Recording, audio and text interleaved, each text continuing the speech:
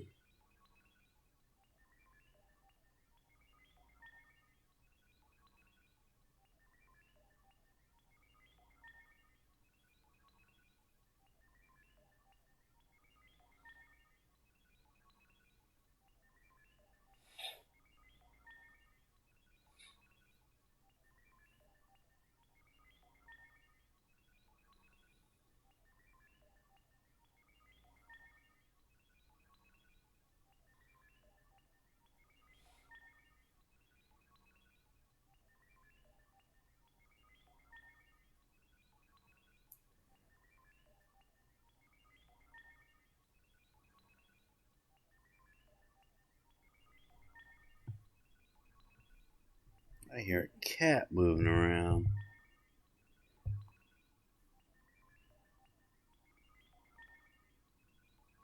I hear some little cat paws walking around somewhere.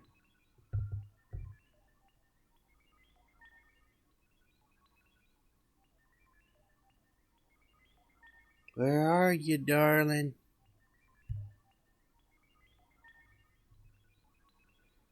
I got a cat creeping around somewhere. I hear the little paws moving around. I think we may have a curious cat somewhere in the vicinity.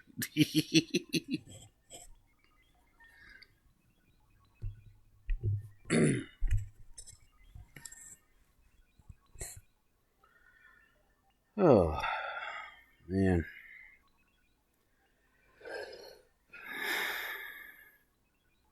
Okay.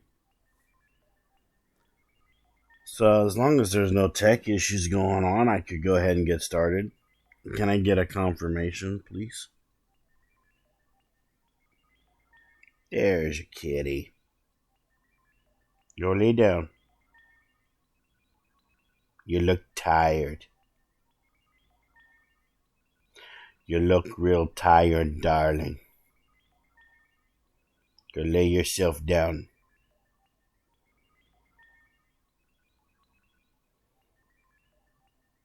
Good girl. Alright, yeah, we'll go ahead and get started. Sorry, I had to talk to one of the cats there for a minute. But, hello, Internet. Your friendly neighborhood game machine here. And today, welcome to a special stream. I wanted to do some more Digimon World 2. Plus, I have a couple days left to where I'm going to be house sitting for my mother. So this is like some time for me to, you know, do a little bit of extra content. I wanted to do some extra content because I was gone for a whole entire week. And I miss playing this game, and I also miss talking to people. So let's go ahead and get back into Digimon World 2. So in the last one, we did a lot of grinding. I even had a couple times where I could have lost some of my Digimon. But that's what happens when you want to really push yourself into the whole grinding thing. We're working on trying to get some of our Digimon to their final forms and everything like that. I'm going to show off some of the stuff that I did. So of course we have Wargreymon. He's at his max, of course, because he's been our heavy hitter for a good while now. Sooner or later we'll be working on him, but that's not going to be happening for a good while.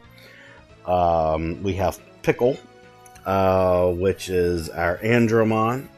Andromon is going to be useful for something later on that we're going to be doing with one of our other Digimon. So we're merely just getting him ready for an inevitable DNA Digivolution.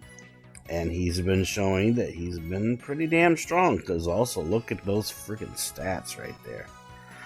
We got a 94 in attack, a 90 in defense, and even though the speed's kind of sucks though, but hey, we got attack, we got a good defense. We're doing really good with Pickle. Hello, Shadow. Welcome, dude. I miss you. How you doing? I hope you're feeling a whole lot better. And we got Caden. Caden is an Octomon. And I'm not talking about Octomom from the old school memes. We're working on Octomon. We're getting them situated. The way things are going, this is going to be our second Digimon that's going to be making it to Mega. We just got to get him there. I'd say we'll probably continue more of the story when I'm able to boost up Andromon a little bit more. Because we're going to have some stuff on our hands in a little while. But don't worry, we will have some story progression today. As some people may know, I did about 4 hours worth of grinding yesterday. So yeah, we're gonna be doing the shit, my dudes. We're gonna be doing it. We're gonna do it. So let's go into Laser Domain, and we're going to go and do some grinding. And we're gonna do some stuff. And of course, we have a fucking Electrospore in our face. There we go. Get the fuck out of here. All right. So yeah. I have a fat cat laying on the other side of the room, just completely staring me down. I think she's confused, but then again, this cat's always confused. Yeah,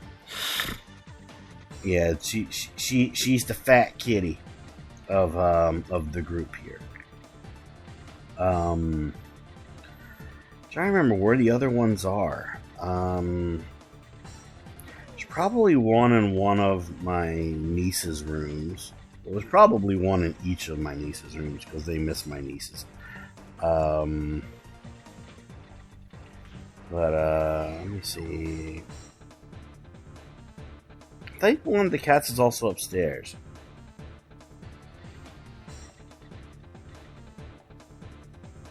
Alright, man, go ahead and do it. Tago sounds really good right about now. Alright, let's see. Oh yeah, this is the floor plan where I have to go to the center of the room. Right? Just on. Yep. Center of the room. Yeah, actually, yeah, this is. Yeah. Yeah. I like this. Alright, let's go, bitch boys. Let's go. Let's go!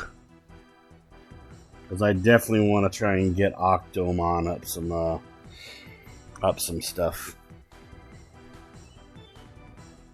Because, yeah, Octomon is going to be turning into a Mega. Even though he's only a champion right now, but... yeah. Lightning Blade. And, Ice Blast.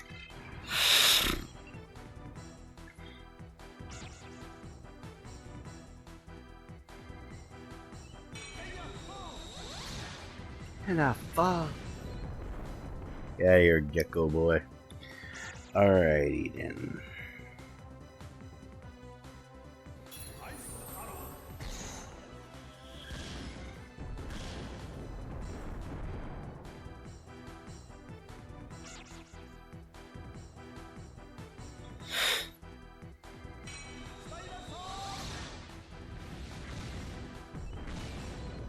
That's still some decent damage on champions, though.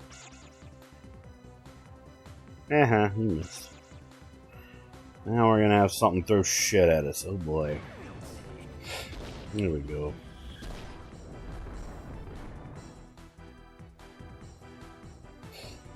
Alrighty. Guard. Let's do a lightning blade. We will put you on guard.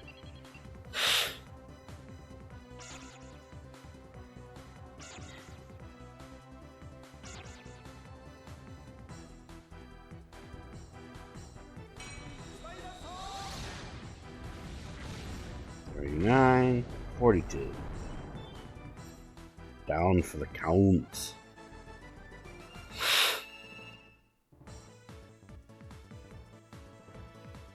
Okay, so Caden will be going to 17 in his next fight. That's cool. Alright. I'm totally down with that. Totally down with that. Alright. But yeah, I'm glad that your sore throat is gone. I've actually been really worried about you, Shadow. Plus, me having my week off, yeah, I've been worried about you, dude.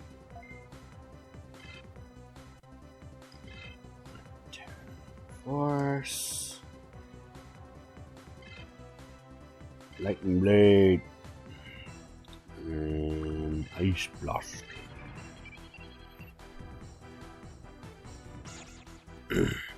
Oh, this is gonna hurt. This is gonna hurt.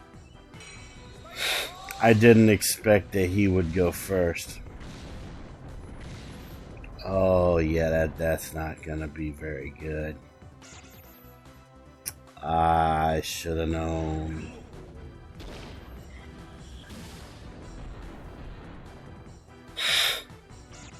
As long as I can get rid of the fight as fast as I can, I think I can do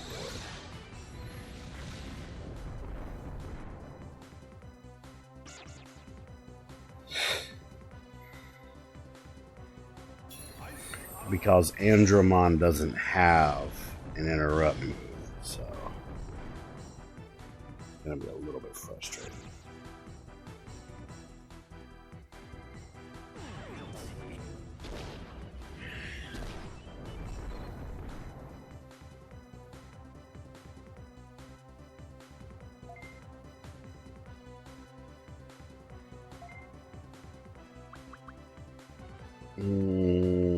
We'll do that. I'm gonna give him like a random thing to do. And guard.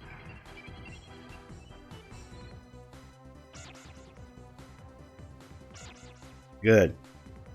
He's not gonna do his attack. Good. Good. Bye bye, Digimon. So now Caden's gonna go up to, I think, what was it, level 17 now? Yep. Because I think I know what his ultimate's going to be. But I definitely know what his Mega is gonna be. And I'm actually pretty excited about his Mega. because if I know correctly, his mega is called Pukumon. Pukumon is a blowfish with arms. And his attack that he has is called Needle Squall. I know. A blowfish with muscular arms. Yep. Oh my god, man. Okay, so can't exactly do anything with him right now because all he has is a group move. So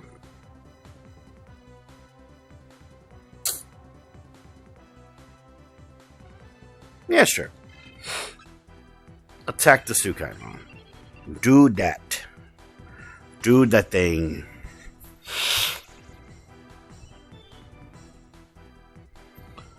Because basically what the plan's going to be is that Andromon is going to be DNA Digivolved with Rosemon, which originally was Pumpkinmon.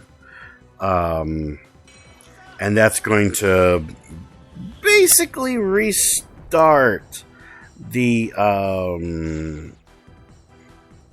chain of family tree with that particular Digimon. So, yeah, it's going to be pretty fun. It's going to be a pretty fun time.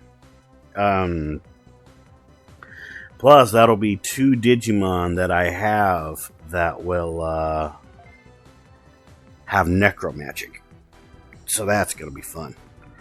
I'm preparing myself for a pretty bad time that will be happening soon. But because of what I'm trying to do, after all this main grinding is taken care of, I'll be mostly doing story progression stuff. At least until I get more deeper ultimates unlocked in the game. And even megas. Because that's really as far as I'm going to be able to go with some of my DNA Digivolutions. And I'm fine with that. I'm perfectly fine with that shit. Alright, so... okay. So that's the way that's gonna go. Okay.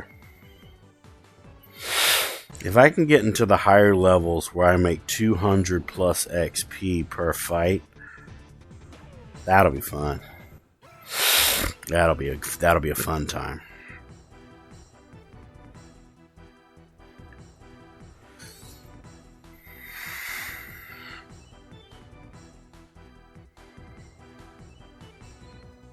Alrighty.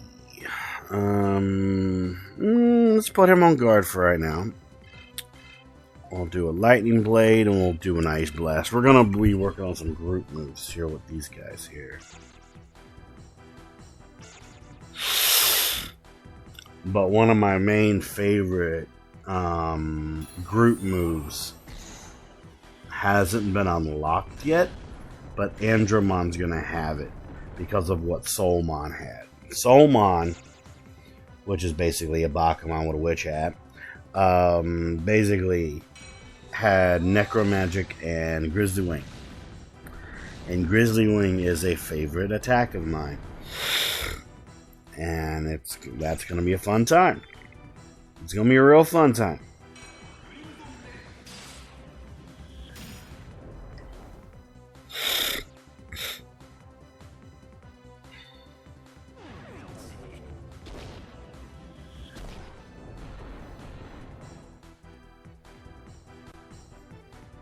Alrighty. Keep him on guard because I need to get his MP back up. Okay, let's do a lightning blade there. Oh yeah, it's gonna be a real fun time. When I get these guys to their next forms and stuff, oh, it's gonna be a crazy drag, man.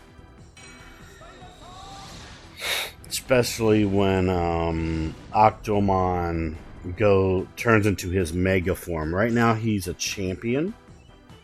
I believe that Octomon is going to digivolve into Waruseedramon, which is also a favorite ultimate of mine.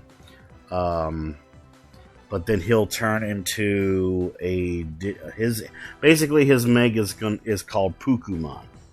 As I said, Pukumon is a mega form Digimon, and he consists of a blowfish with muscular arms, and he's partially made out of metal. But he's a blowfish. Hootie! I remember when I played this a lot as a kid, and I ran into Pukumon my first time. I was like, who the fuck literally came up with the idea of a Digimon that is a blowfish that floats and has small muscular arms? It's like if you mixed a stereotypical motorcycle guy with a freaking blowfish. I'm like, wow, man. It's like if Lobo was a fucking Digimon. When life gives you questions like that, my answer is they were high or drunk or both when fishes evolve. At first, Shadow, I thought you were gonna pull a Clive Johnson from Portal. When I was reading that first part, I thought you were gonna pull a fucking Clive Johnson when it comes to lemons. When life gives you lemons, they say make lemonade. No, I say give the lemons back. I don't want your damn lemons. I'll blow your house down. I'll make grenades with the lemons, you know, like fucking Clive Johnson. Well, look who we got in chat, everybody. We have the immortal Rods Caden in chat. Can I get a shout out for that man, please? He recently finished Legend of Zelda Majora's Mask, and he did absolutely amazing. Yeah. Welcome on in, sir. I'm glad you were able to finally pop in on the stream. Good to have you here. Okay, what is with this damn floor plan? Okay. Pop that out. There we go. I'll allow that. There we go. I got it. There we go.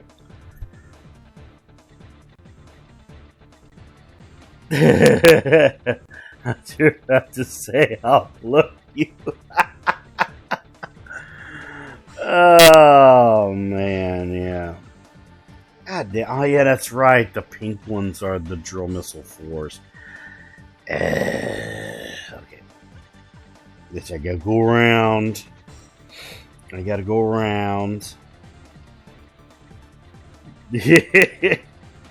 Oh, man, dude. Yeah, we were talking about like some of the random like ideas that creators came up for like Digimon and everything. I was talking about this mega Digimon called Pukumon. Pukumon. It's basically a blowfish that's made of part metal, and he has these small muscular looking arms. And I thought that was absolutely hilarious. Let's put him on guard. We'll do some group attacks on these guys. And look right there on the far right. That's Nannymon. Yeah. If you ever wondered what a freaking motorcycle gangster guy as like a small person would look like, there you go. That sounded so wrong, but I don't really care. I got a cat staring me down on the other side of the room, looking at me like I'm completely insane. Actually, I am a bit insane, but we're not going to go that far. Um, but yeah. But yes, welcome to the year 2000 when this game came out for PlayStation. Digimon World 2 is in my top 5 favorite games of all time. Because this is a game, I'd say I played this a lot when I was a kid, but I'm on my second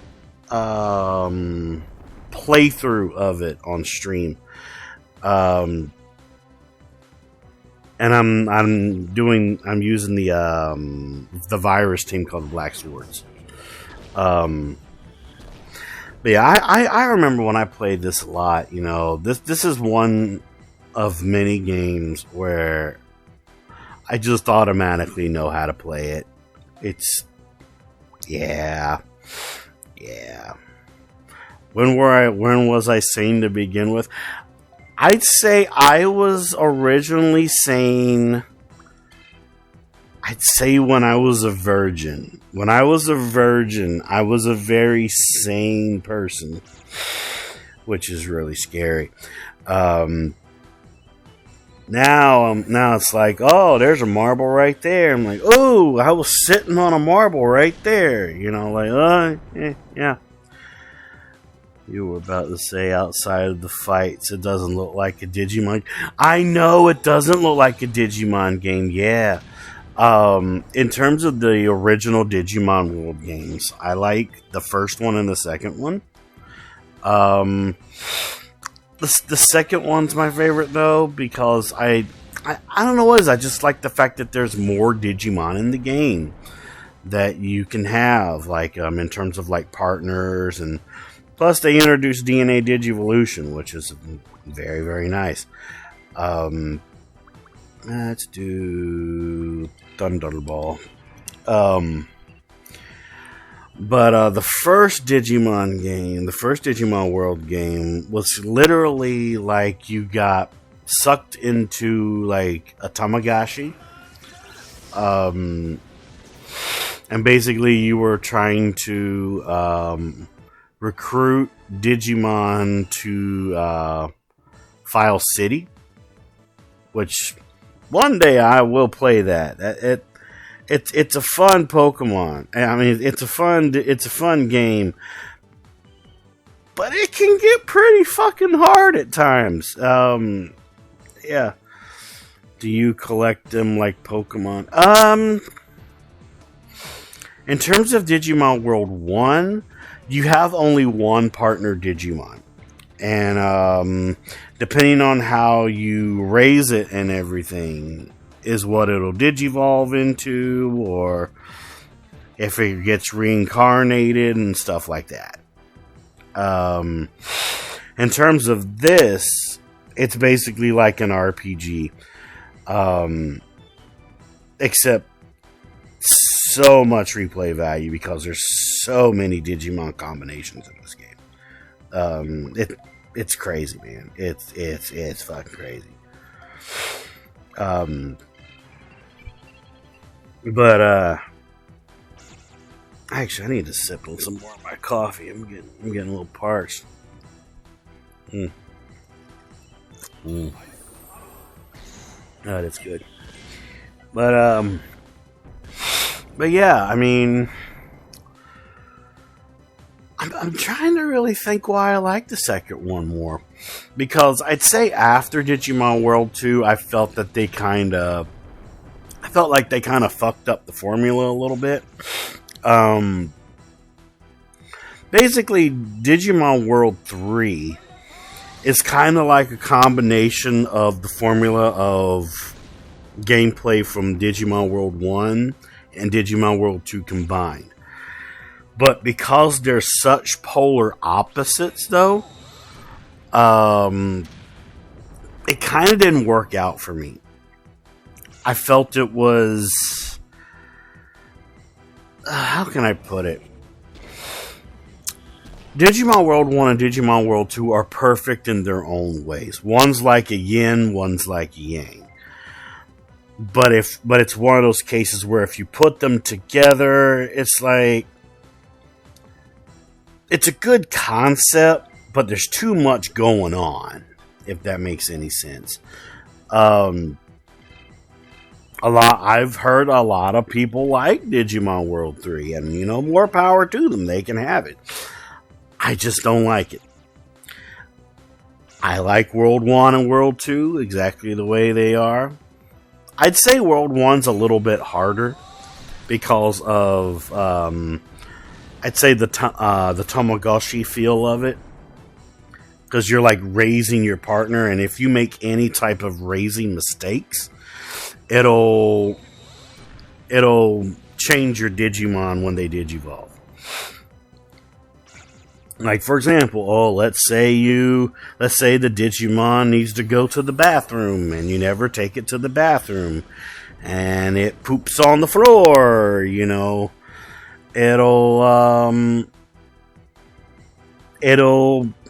9 times out of 10 turn into either a Numamon or a Sukamon, which are basically shit Digimon. And I'm not saying that they're bad Digimon. They literally are a thing of sludge, and one is like a yellow shit emoji with arms. Like, I'm not kidding. It's weird. It's a weird time. It's a very weird time. Well,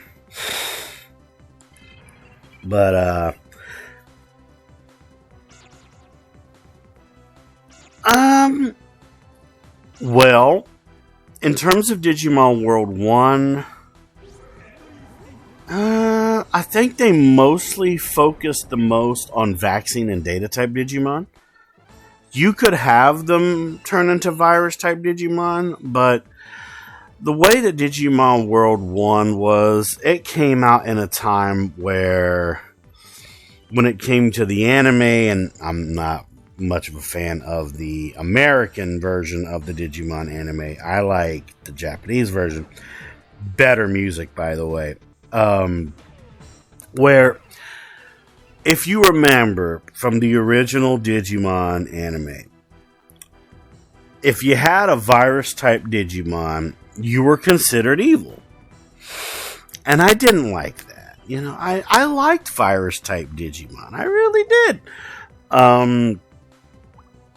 But this is just one of those cases of, it was a different time. And, yeah. It was just a different time. And at least until, Gen 2, where they had, like, Davis and the second generation, Digimon Tamers, But, I'd say, I'm trying to think. I think Digimon World 2 came out around the time of the Gen 2 Tamers. Which is the reason why there's a lot of really good virus-type Digimon. Because, in my case, how can I put it? A random fact for you. Okay? Metal Greymon. Metal Greymon originally was a virus-type Digimon. And I believe the manga. But they made him vaccine in the anime. That was very frustrating to me. Because, the whole idea of, Greymon turning into this blue, metallic, yellow-eyed, winged dinosaur made of partially metal. And he was technically considered virus. That was fucking cool. But then, later on down the road, they created Skull Greymon, which is technically the virus digivolution of Greymon. But, it's hard to describe. Like, they did I guess you could kind of consider it like just how times change in terms of television. Like the fact that nowadays people are trying to remake stuff. People are trying to rely the most on nostalgia to get what they need like in terms of like television and movies and stuff. It's weird. It's weird. Sometimes it works. Most of the time it doesn't. Especially in the horror genre, dude. I'm telling you. Oh.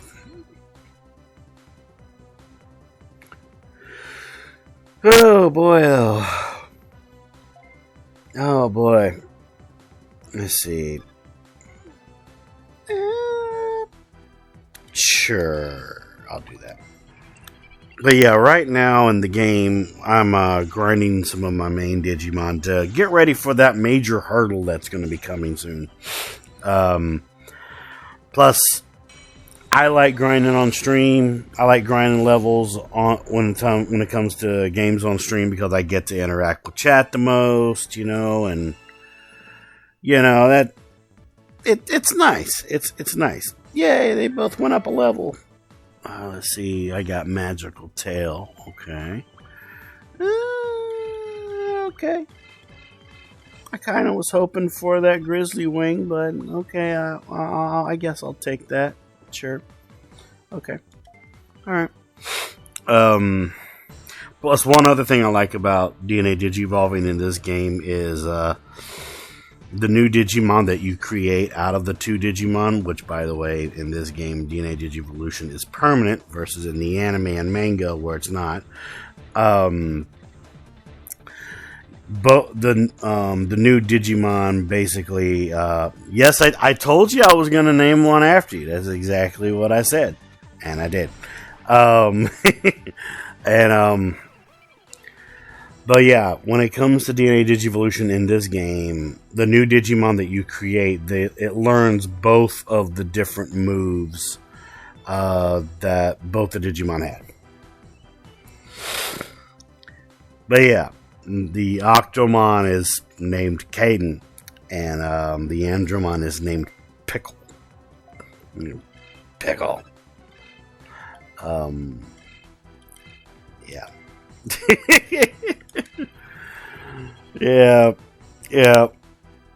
Creative, eh? Ugh.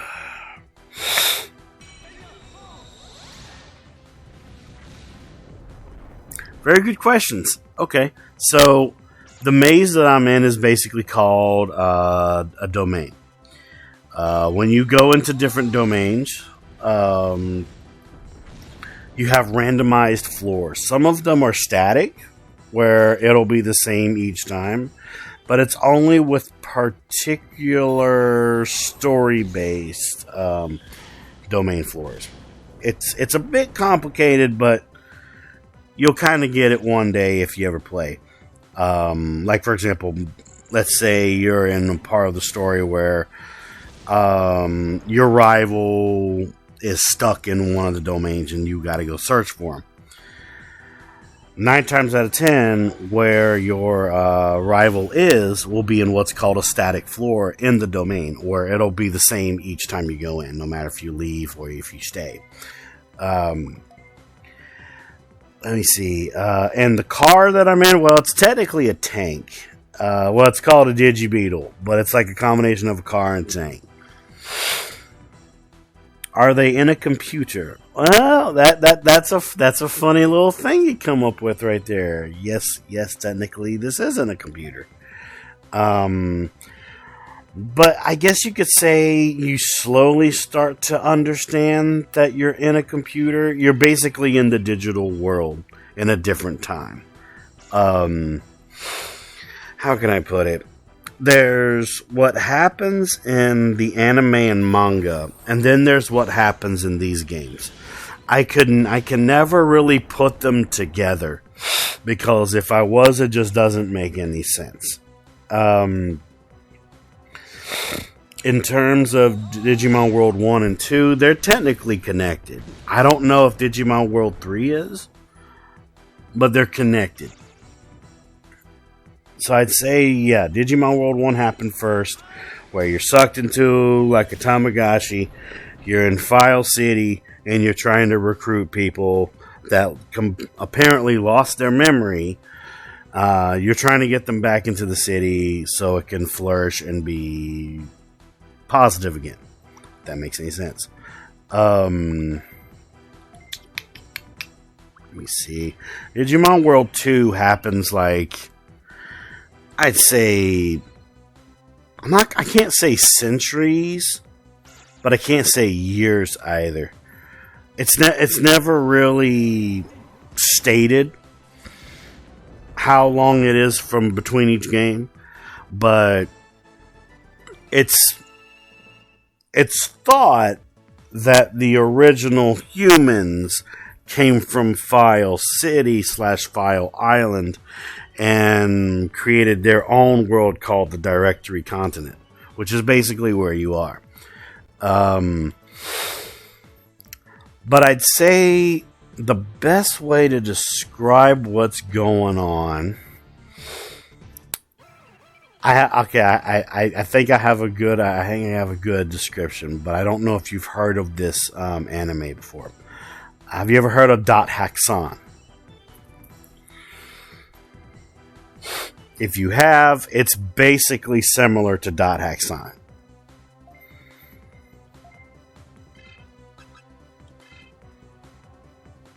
So are the domains in this game represent the domains on the internet? Yes. Internet and even parts of a computer. Okay, how can I describe Dot Hack-san? Trying to describe a linear anime is a bit difficult. Let me see if I can try and think here. Oh man, let me see.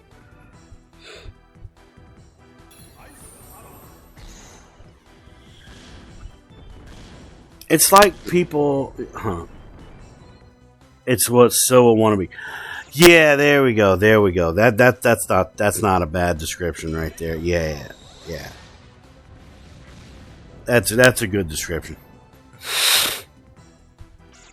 It's basically like everybody that's in the game was technically brainwashed in a way. They think that they grew up in Directory Continent, where technically the real story, as you play on through this game, that's not exactly the case. It's kind of like the people that got sucked into the digital world lost their memory. And time just went on. It's like I said, it's very hard to describe because the games and the anime / mangas, they don't exactly connect, but it's still Digimon. It's so weird. It's kind of like how, there's like so many Pokemon mangas out there, but yet there's only one fucking Ash Ketchum. And I have my issues with Ash Ketchum. I'm a Pokemon. I'm a Trainer Red kind of boy. Actually, no, I take that back. I'm a Trainer Blue. I like Gary. I'm a blue guy. But I do love Red though. I do love Trainer Red though. It's just Ash. Oh God, Ashy boy. I guess I could rant about it. Why not? So, I felt Ash was extremely lucky throughout the original quote-unquote anime. Ash didn't deserve half the fucking badges that he got to get into Indigo Plateau. I also felt that he didn't really deserve to get as far as he did in Indigo Plateau's Pokemon League. I couldn't stand it. That's why some of my favorite episodes of the original Pokemon anime with Ash Ketchum, most of my favorite episodes were the ones where he got like bullied by the freaking the gym leader.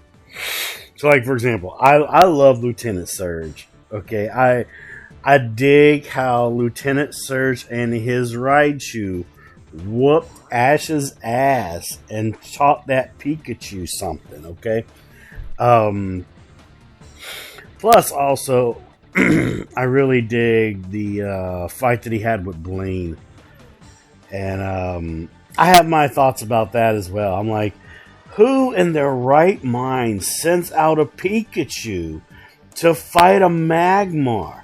Oh yeah, Ash does. Also, Ash, the whole releasing Pokemon back into the wild and stuff, I could understand it from a story point of view, but on a logical point of view, that's one of the reasons why he sucked major ass. He had some of the strongest fucking Pokemon in his disposal, and he just let them go. Like, for example, Butterfree, freaking Pidgeotto when it evolved into Pidgeot, just stuff like that, you know. But yeah, back to the subject at hand. Like, half the badges that he got, he did not deserve them. I felt that he got the badges either A, because the gym leaders felt bad for him, or B, he helped them with something so fucking stupid that, honestly, I feel it's against the Pokemon League regulations, to be honest. So, like, for example, okay, let's start with Brock. Who in their right mind puts a fucking sprinkler system in a rock ground gym? And two, because of this fucking sprinkler system, Pikachu is able to use like Thundershock or Thunderbolt on an Onix. That's pure fucking shit, dude. That is pure fucking shit. And god dang it, dude. As for the releasing of the Pokemon, I understood that, and I look at it from a better willing servant than a resistant slave. Well, yeah, true. I get that. But at the same time, you know, it just bugs the crap out of me, man. But yeah, that's my take on Brock. You know, yeah. Then there's Cerulean City and Misty and her sisters. Oh my lord! So I think Misty could have whooped Ash's ass. Okay. But in my opinion, I felt that Misty felt sorry for Ash and let him win that fight. Okay, that's just me, you know. Brock, oh my god, all the psychological issues, that poor guy. We'll get to actually talking about Brock in a minute. We'll be getting to that in a minute. Okay. Hello, Miss Pickle. How are you today? How are you? Be happy that you don't remember, Rods. Be happy that you don't. Okay. Yeah, it has been a heck of a week, I'll tell you that. But yeah, that was my take though on Misty. I felt that she took it easy on Ash, and that's how he won. I'm just saying.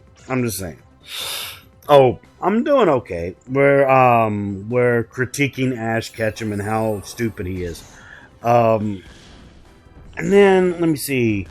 Lieutenant Surge. I felt Lieutenant Surge was the best episode for Ash because yeah, Ash is a dum-dum. I felt Surge was the perfect roadblock for Ash. It's like, you're going to walk in here with a Pikachu and a smile on your face. Really?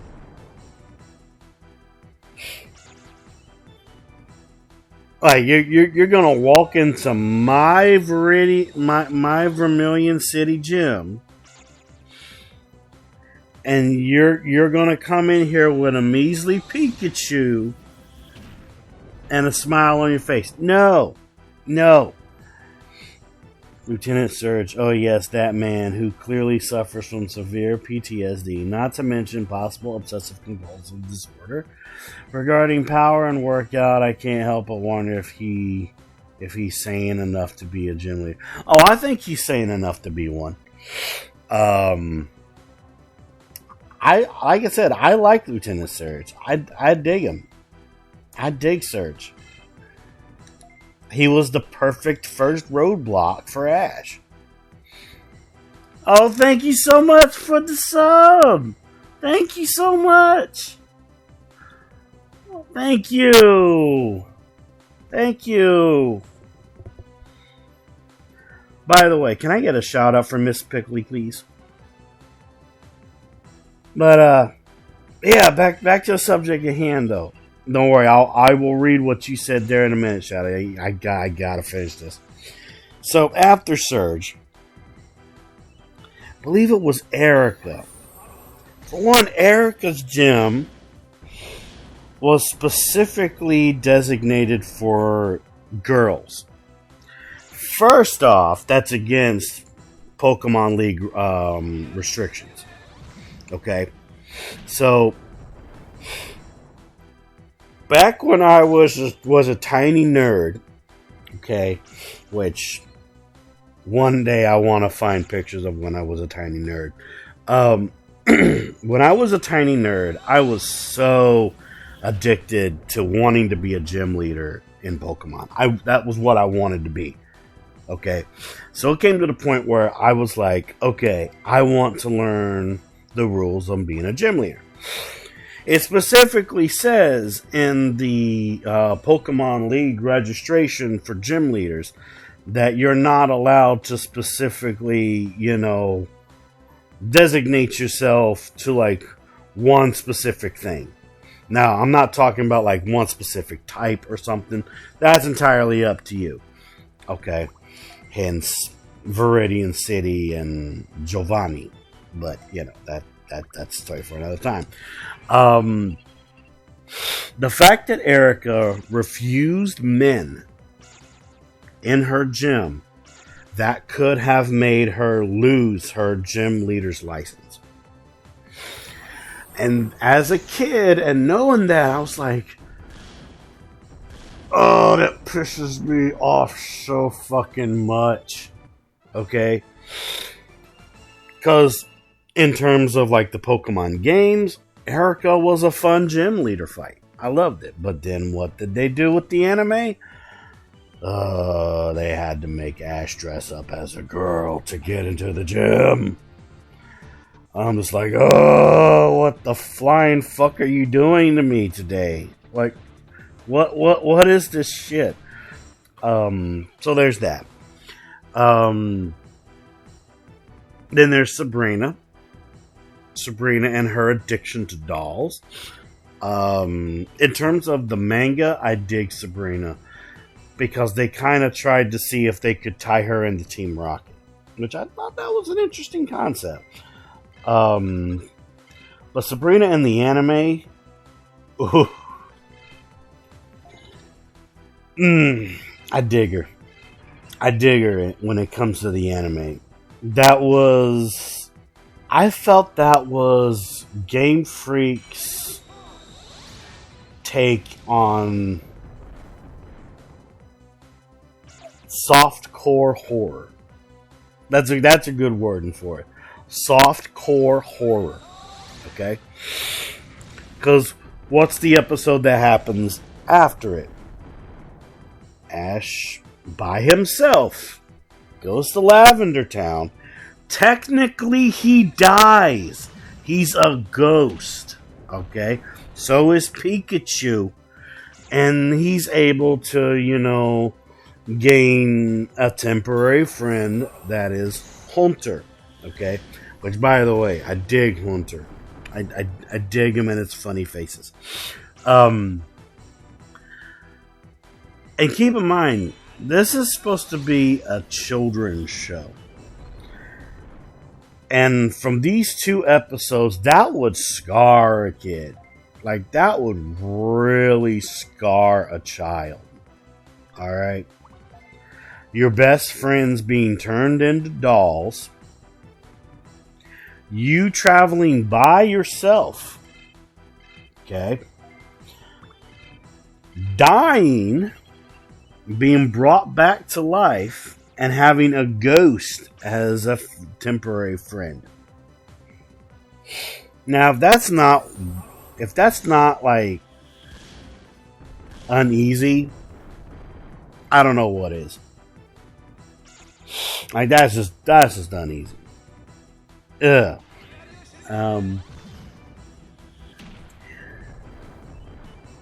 Then there's Blaine. I dig Blaine.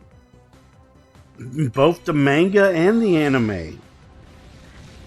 In my opinion, he embodies the dad joke. He is like, if you take every dad joke in the world and you compile it together into a being, you have Blaine.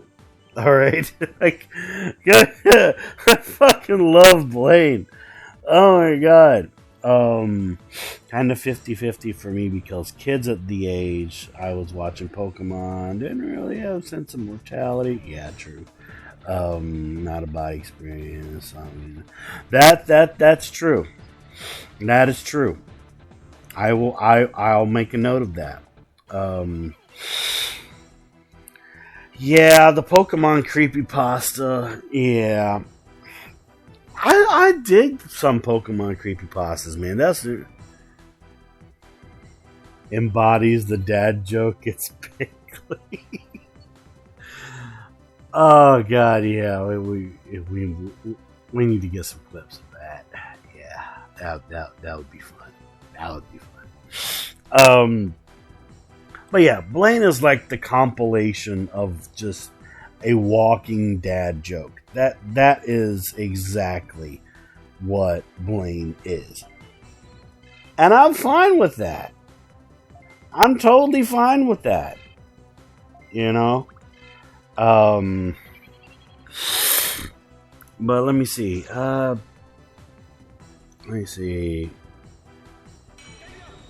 thinking.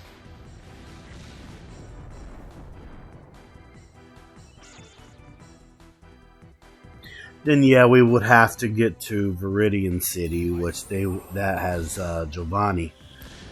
I dig Giovanni. I dig Team Rocket. Oh, thank you for gifting a sub to Rods. Thank you so much. You didn't have to do that. Thank you so much. I'm glad you guys are having a fun time. Love having people here to talk to me. But yeah, man, yeah, I love my emotes. They're hilarious. They're hilarious.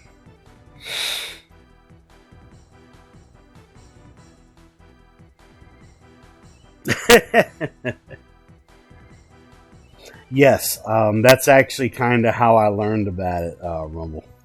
Because I found out that Rods has better TTV. He has Frankers too, but I only have a few things on Frankers. Do that and do that.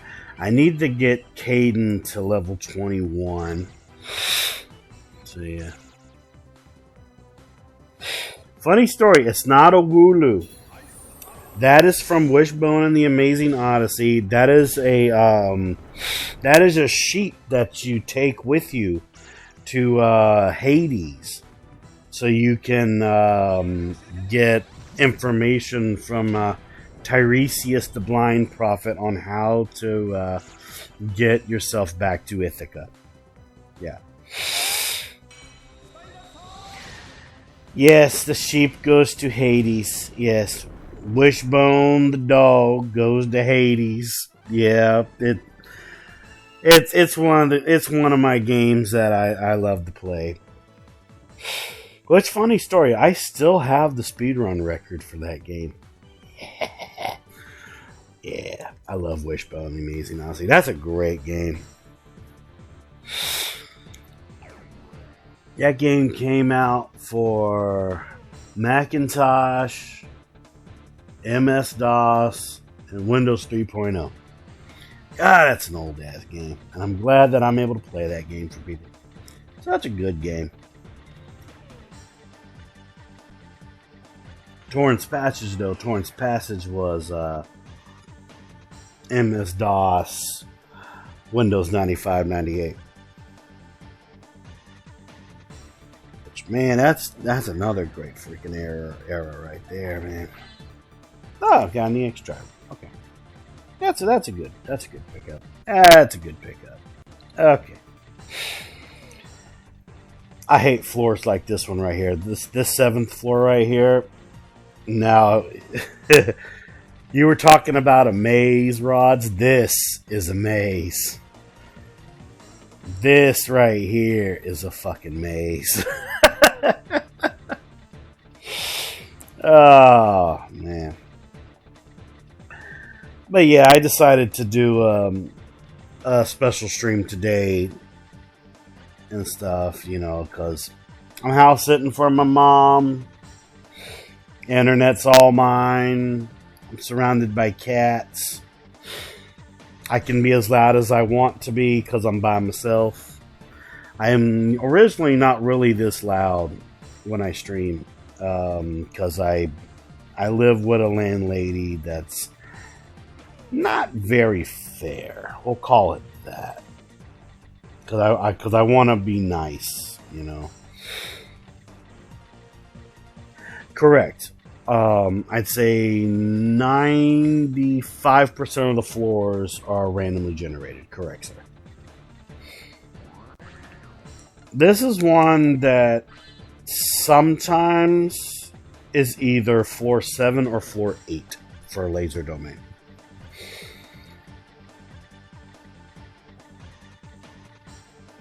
How the hell am I going to get to that room? I'm just checking my map here. Got my map in big mode. Okay, because I need to get right there. That's the portal.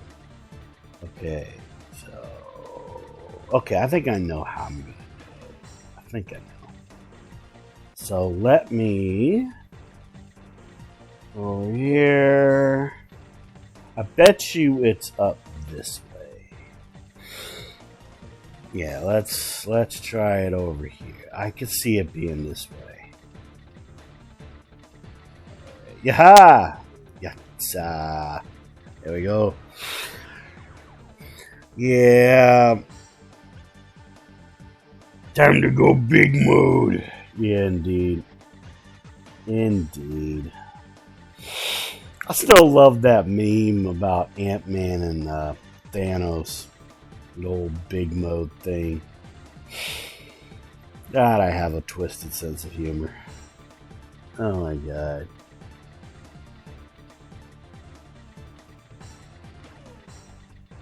Time to go big mode would be a good catchphrase. Yeah. Twisted senses of humor are the best. I checked. Yeah. I completely agree. As long as the people get the joke, you know. Because if they don't get the joke, well, you'll be kind of shit out of luck. You know. Oh, we got some Pukumon. Okay. Pukumon! Okay.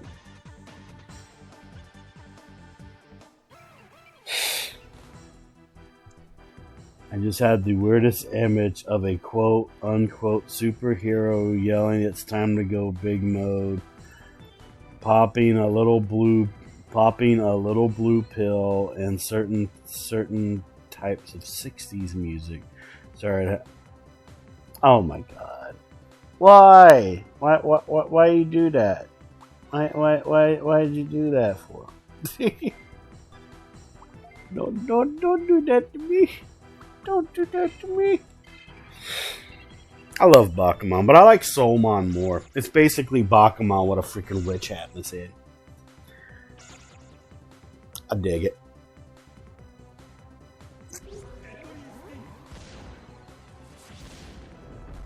Yeah, I got one cat on the floor in front of me. I got one cat in the TV room behind me.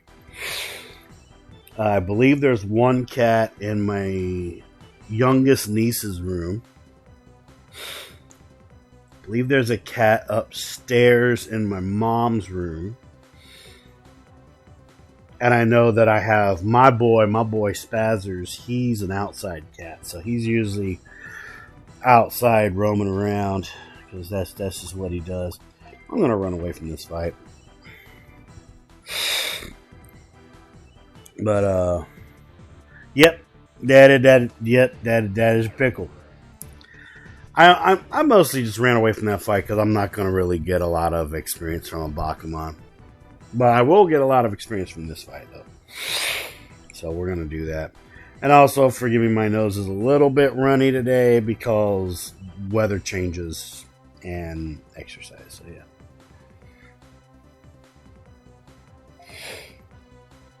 Okay, so that's Soulmon. I'll show you Soulmon right here.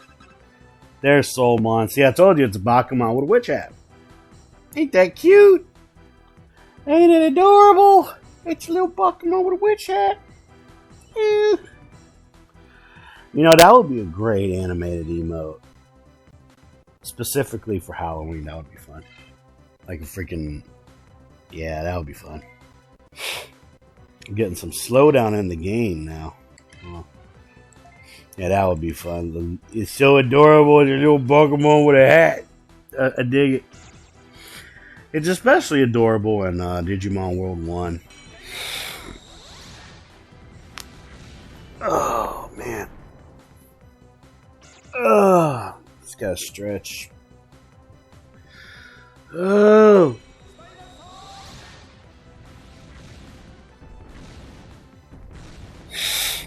But yeah, you know. I know, I do too, man. Oh, Pukumon and Soulmon. I dig it. I dig it.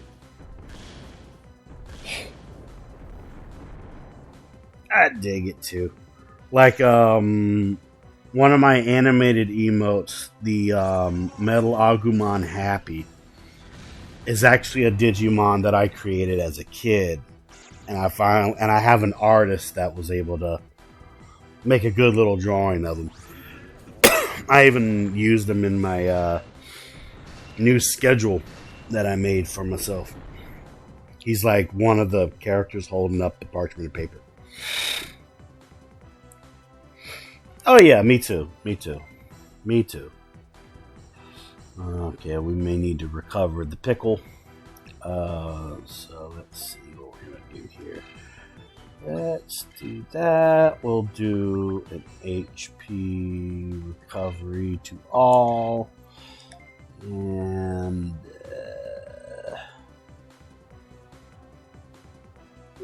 we'll do a scissor claw. There we go. But yeah, like I was saying, this is like one of many games where I can play without like a guide or even trying, because I know what's gonna happen. But yeah, usually I play games like this on Fridays. This is like Retro Friday type stuff. It's one of the only times that I really don't use a webcam is on Retro Friday stuff like this, because it's like me immersing myself with everybody. So yeah, I usually use webcam when I stream on PlayStation 4 on Mondays and Wednesdays.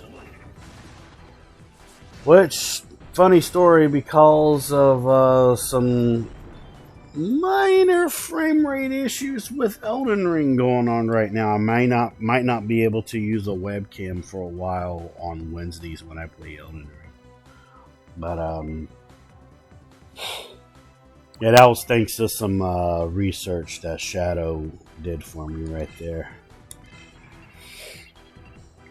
But I'd say, let me see. I still want to finish my Bloodborne build playthrough for Elden Ring. I'd say after that, I might put Elden Ring to the side for a little while until the DLC gets talked about. Because I've already platinumed Elden Ring. That's a big achievement of mine. But I totally want to get back to playing Bloodborne. I definitely want to do some more stuff with Dark Souls 3 as well, and might even revisit Dark Souls Remastered. Oh, I wonder what they're gonna do the DLC on, because there was a fake leak that came out I think it was a couple months back, but yeah, I hate the fucking fake leaks. Those fake leaks can kiss my ass. But I know they're gonna do a DLC. I know they're going to. See, I'm not a fan of Sekiro. Okay, I don't consider Sekiro as a Soulsborne game simply because of a couple factors. One, there is no character creation, which means you're stuck with the base rules that the game gives you. And B, there's no jolly cooperation. And I like helping people in Souls games. That's one of my main things I like doing on stream. I like helping people. I like invading too. But I'm a weird invader. See, there's people on YouTube that live stream themselves invading people's worlds in Souls games, and they're absolute fucking assholes. And I hate people like that, especially when they hide behind enemies and such. Now, me though, I am an invader as well, but I guess I'm what you would call a noble boy, where I want to fight you one-on-one. No enemies around, just you and me. You know, I'll even fight you close to where your bonfire is, so you can pick up your souls later. You know, like that's the gist. You know, that's the thing.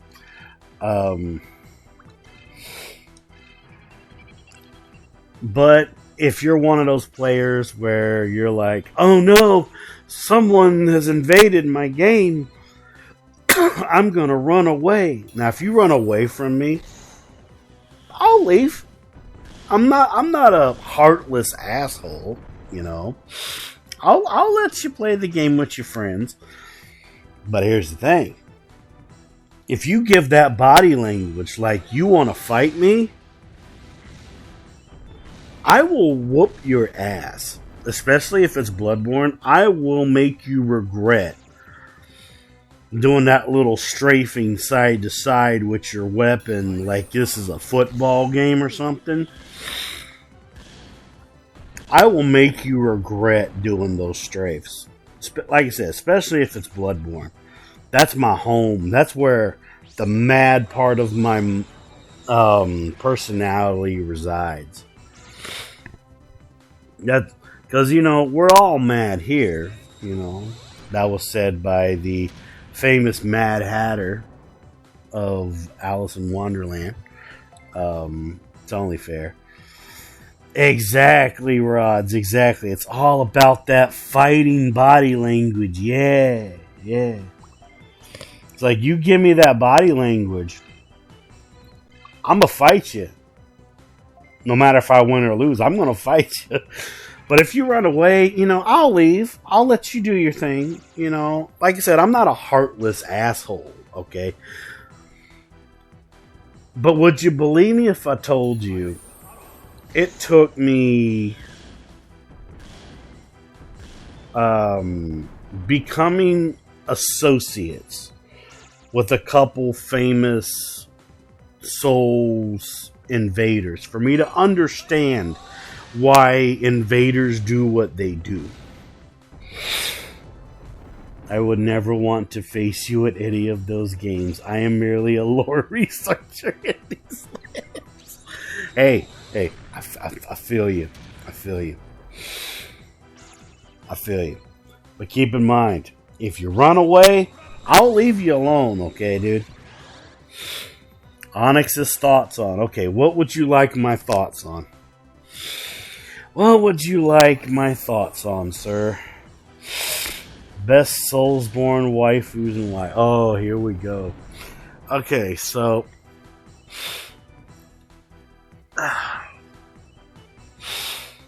it's kind of a tie between the doll from Bloodborne and the Firekeeper from Dark Souls 3.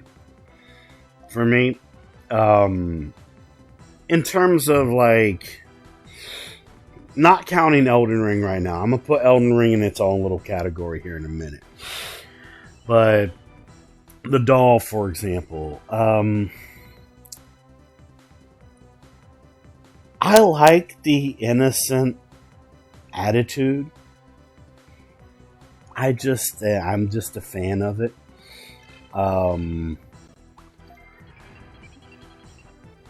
When it comes to Dark Souls 3, I like the outfit. I love the voice actress that plays the Firekeeper in 3. The white / blonde hair. She's beautiful, man. She's really beautiful. I told you, I'm going to get to Elden Ring in a minute, because I have some thoughts on Elden Ring, okay? But, yeah. Now in terms of Dark Souls 1 / remastered, they don't really touch base on the Firekeeper, but I am a really big fan of Guinevere. Amazing chest ahead. That's all I have to say about that. Now, when it comes to Elden Ring, let me put in my sense here on Elden Ring. Okay. For one, I dig the voice actress for Melina, simply because she does the voice of Yorkshka in Dark Souls 3.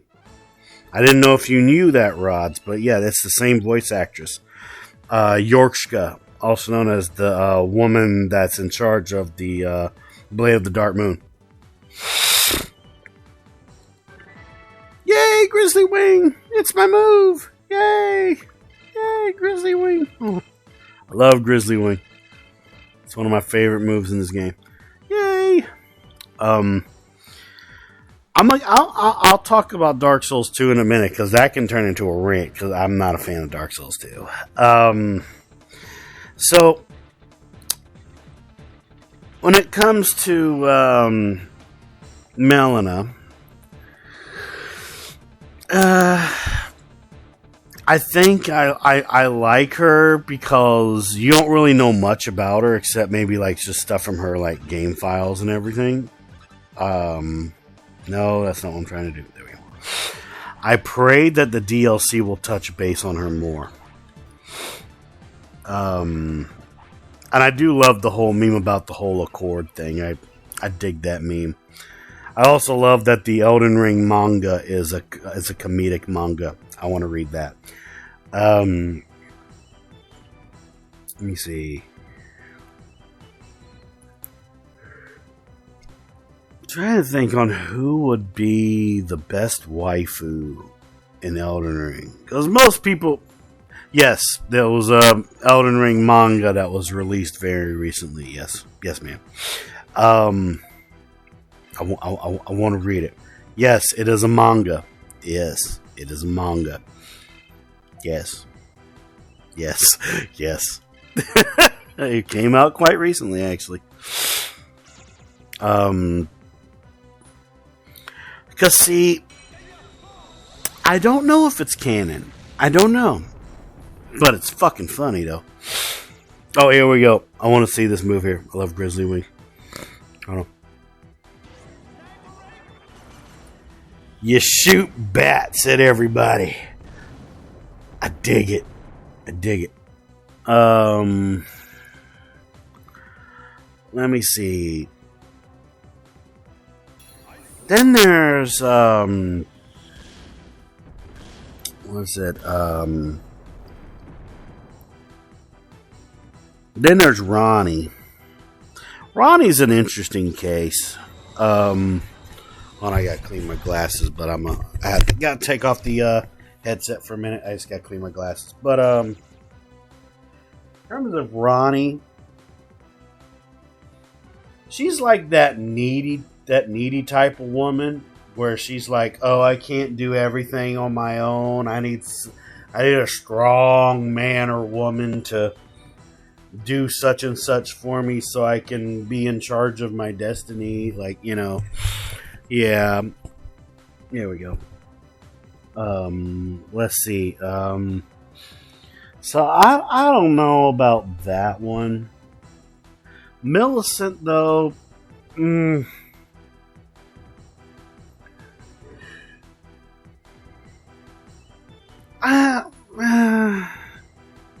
I could see her as a Dami Mommy. Millicent would be like the perfect Dami Mommy, in my opinion. That's just me. That Dami Mommy. I did like Millicent's questline. It's just really hard to do her questline because she appears in random spots, and if you do too much of the game and everything, it's like, you'll miss out on stuff. But yeah, I see Millicent as a Dami Mommy. I see Ronnie as like a lazy person that doesn't want to do the stuff she needs to do. And then there's Melina, where she's like the mysterious but beautiful maiden that just wants to travel with you, like I dig it. And then there's the Abanaric woman that can't talk, and she like has a pet wolf, Hayeta. She's interesting. I to be completely honest though, I think Melina.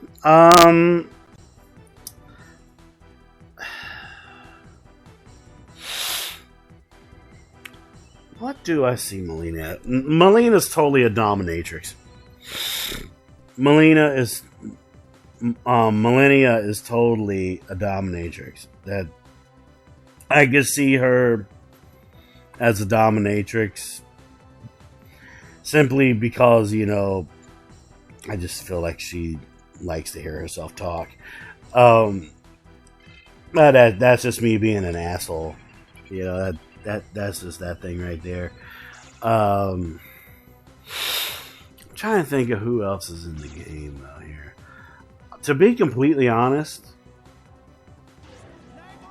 I think I know who the best waifu would be in all of Soulsborne. I know who would be the perfect one, but you got to take it with a grain of salt and have me explain it. I would totally say that the best waifu would be Renala. Let me explain. See, for one, when it comes to her boss fight, it's not exactly a boss fight. No. Renala from Elden Ring. And Dark Souls 2 Queen. You're talking about Nashandra. I'm not a fan of Nashandra. I guess I could go ahead and explain why I don't like Dark Souls 2. So, yeah, Miyazaki has a thing about feet. He has a thing about feet. I think we all know that by now. I guess I'll go ahead and get it out of the way. I'll explain why I don't like Dark Souls 2. So, let me paint you a picture, lore man. So, my first Souls game was Demon Souls, the original Demon Souls for PlayStation 3. It was quite the chore, but Demon Souls was an interesting experience. I'm glad that they changed a lot of that experience for Dark Souls 1. Dark Souls 1 at one point was my favorite Souls game when I was younger. I love the whole idea of the storytelling with Dark Souls 1, especially with the item descriptions and just having an eye for detail when it came to certain things. I just always liked it. I always did. I always will. Except for the Bed of Chaos and trying to remember what other bosses pissed me off. Rumble, you should know this one. What was the other bosses that pissed me off in Dark Souls Remastered? Because there was definitely the Bed of Chaos, which I know some of the minor lore about that, which I'll get to that in a minute. But while Rumble thinks about that, let me get to what made me go into Dark Souls 2. So, I love Demon Souls. I love Dark Souls 1. When I heard that Dark Souls 2 was coming out, and I saw the teaser trailers, and I even saw the developmental trailer, I was like, wow, this is going to talk about the backstory of different timelines and all that stuff. I was really interested in that because I wanted to know more. Because we automatically find out that there's alternate timelines in terms of Dark Souls from Solaire. Solaire tells us about that. I'm like, wow, Dark Souls 2 is going to answer a lot of those questions while giving us some new types of gameplay, you know? So, I pre-ordered the game. Dark Souls 2 was one of my first pre-orders. I was so freaking excited, Roz. I was ecstatic. So, I got the game. I put it in to my PlayStation. And I felt lied to. We didn't have the shading and shadowing that they said that was going to be in the game. A lot of the lore that they said was going to be in the game, they cut it out of the game. There was characters that were supposed to be in the game that they teased about. They were removed.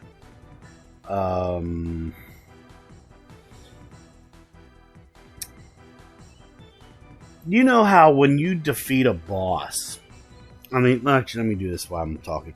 You know how when you defeat a boss in Dark Souls, you feel this satisfaction of trying so hard to beat this boss, and you do it, and you're like, oh, I did it. And you feel the itch, the Dark Souls itch, forming on your back, to where it's like, you stop playing for a little bit, but then it's as if it's talking to you. It's like, you want to get back to exploring. You want to keep playing the game. You want to learn more about the bosses. You want to learn more about the story. That didn't happen in Dark Souls 2. For one, what story? 2. What satisfaction?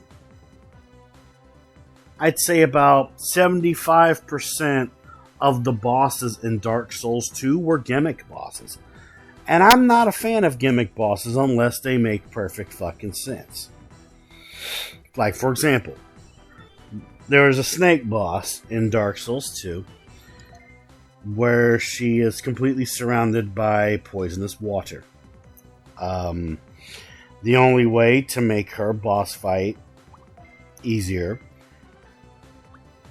is to literally know that you have to set a windmill on fire to stop it from producing poisonous water in her boss room.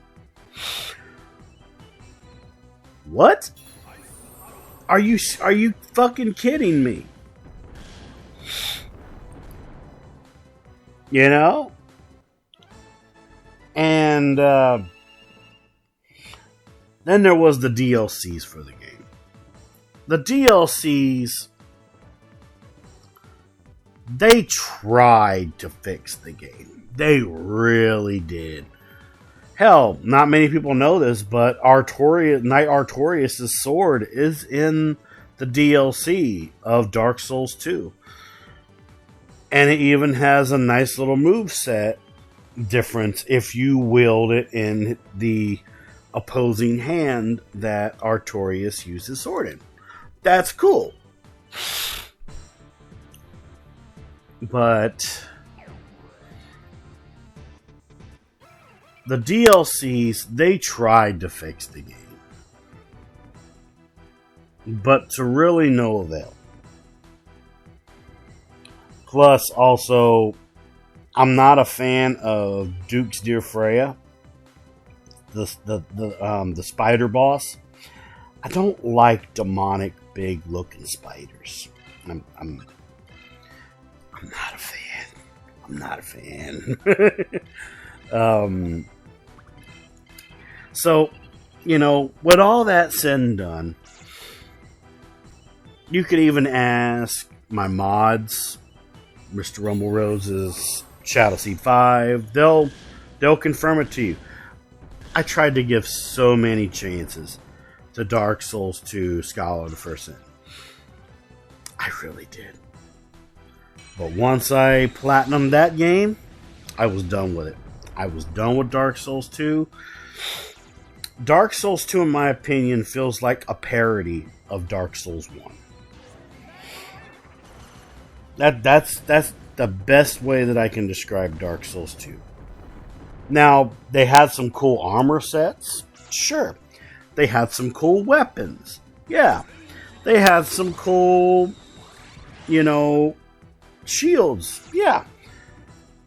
Also, the most beautiful place in any Souls game is Majula.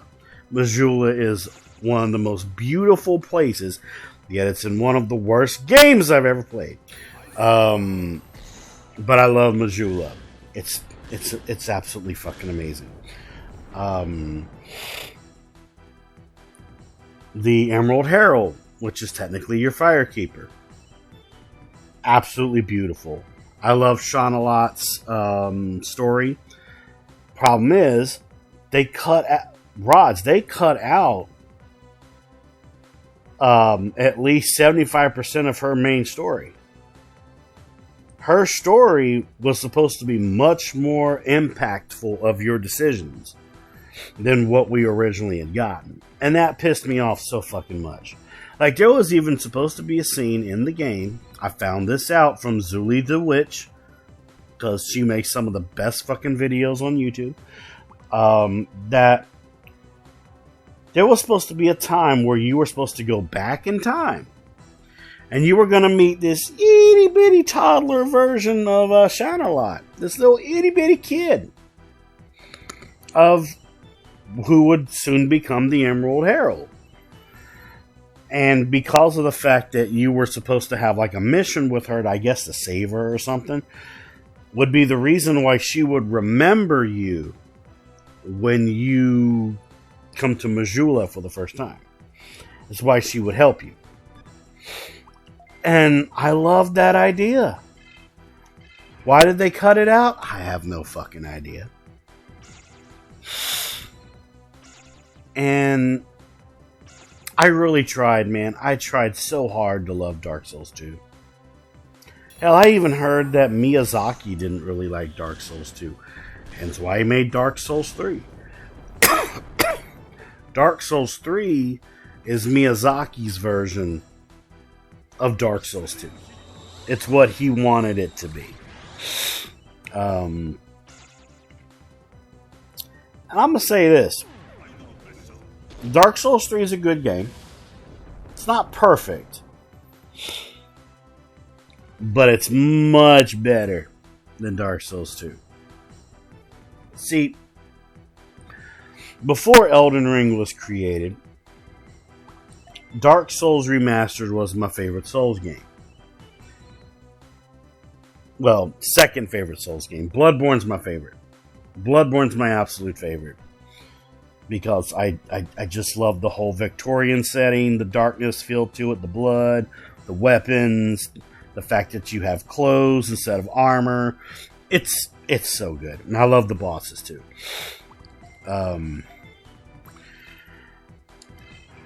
But I think even you would agree that before Elden Ring was created, Dark Souls 1 was a masterpiece. And there was a reason why the game was hard. Because of what your goal was in that game. You know, you were the chosen one.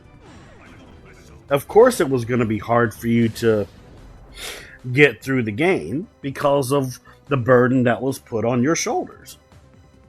Oh, hello, kitty. Hi, Paris. What you doing, darling? What you doing? Oh, cat wants pets. No, that coffee's not yours. No. You're a good girl. Ooh, you're a good girl. Yeah, good girl. Trying to do this with one hand while I have a cat trying to look at my coffee. Not yours, coffee. Come on. Let's you get up here. There you go. But yeah, Dark Souls 1 / Remastered. It's a complete masterpiece. I think Dark Souls 2 is the weakest of Soulsborne. I have a lot of nostalgia for it because when I played it, I was in a moment of my life where it was all you had. Yeah. My only friend. So it was my friend when I had none. But I don't disagree with anything you're saying. Yeah, I feel you on that. Who's your good girl? You're not gonna do those glove nips, right? Because those bites kind of hurt. She's just like sitting beside me here for a second. She's trying to contemplate what her next action is going to be. I bet you want to go outside, but I'm not gonna let you outside when it's nighttime. That would be bad. That would just be bad. I'm like driving with one hand and petting the cat with the other. This is hilarious. Leave my coffee alone. No. Quit messing with my coffee. Damn it. Quit. Get it. I love you, sweetie, but oh my god, I wish you didn't know how to sit up on your freaking hind legs. I almost ran into that fucking thing. Okay, she's going somewhere. Okay.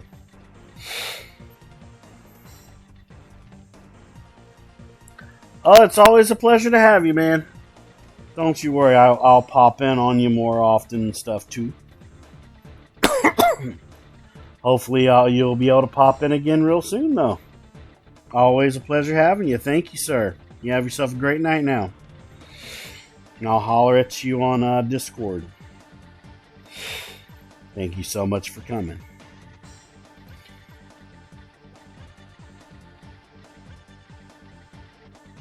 I'm glad Kitty walked away. She was trying to get my coffee. No one touches my coffee. Oh, we got a weird domain floor here. Jeez. Yes, sir. I don't think that'll break that. I'm gonna have to go the other way. Yep, have a good night. God damn it. Okay. Blow that away. There we go. Yeah, it's probably going to get around the time when the cats are going to be like, oh, I want to go outside. I can't let the cat out, though. It's nighttime. Gotta protect Kitty. Alright, so we're getting close to getting Caden at 21. Which is good. That's what we want to do.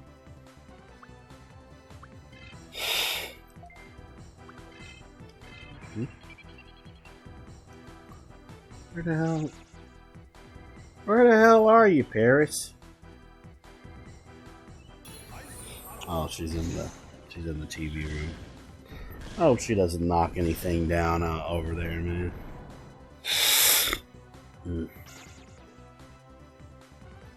Oh.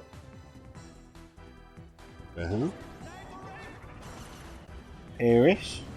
What you doing, Paris? Easy ass cat.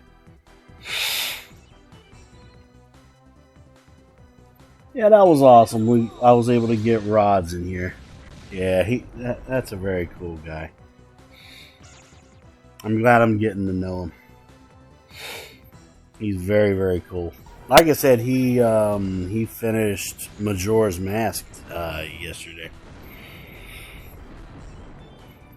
That was a really good thing to watch there.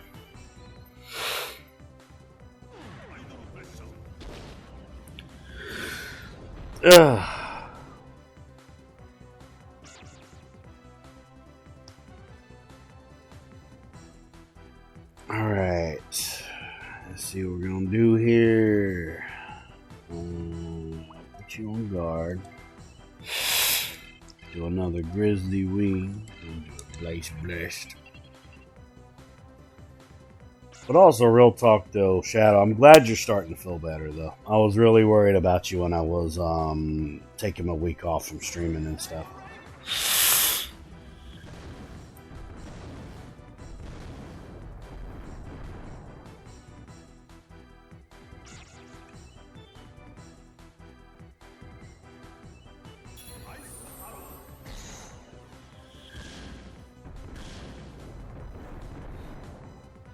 Sweetie, what are you doing? What are you getting yourself into? What you doing? Where'd you go? I hear you, but I don't see you. I don't want to have to turn on a light to find you.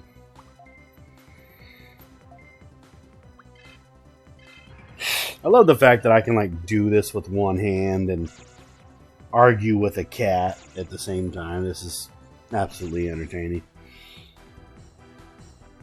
Now you see where she went. Yeah. As long as she's not knocking anything down. Don't need that on my conscience. Alright, let's see what's going on here. Okay, so one more fight will get Caden to 21. Good. But I do definitely want to get him digivolved.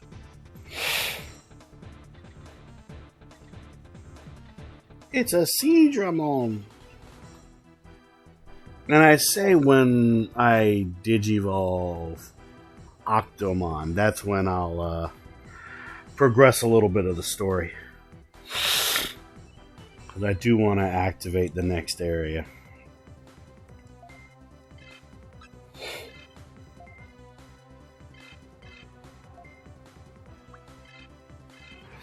Yeah, I'm glad I was able to get some people in here to talk and stuff. That was really good. Plus, that was one of the other reasons why I wanted to do a special stream tonight. Not only to do some more Digimon World 2, but it was probably going to be one of the only times I was going to be able to get Rods in here so you guys could meet him. Really, really cool guy. I really like Rods. Plus, he's extremely entertaining in his streams. Like, he makes me fucking laugh, man. And he does lore videos on YouTube. Right now, he's working on stuff for Tunic,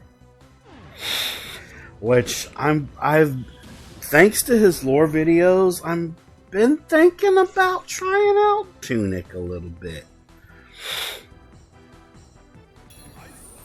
You managed to raid into him at one point in time. Yeah, he's part of a couple different communities.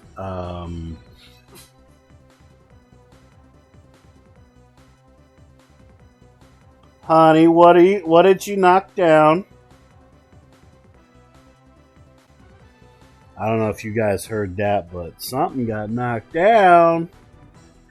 Better not have been something important.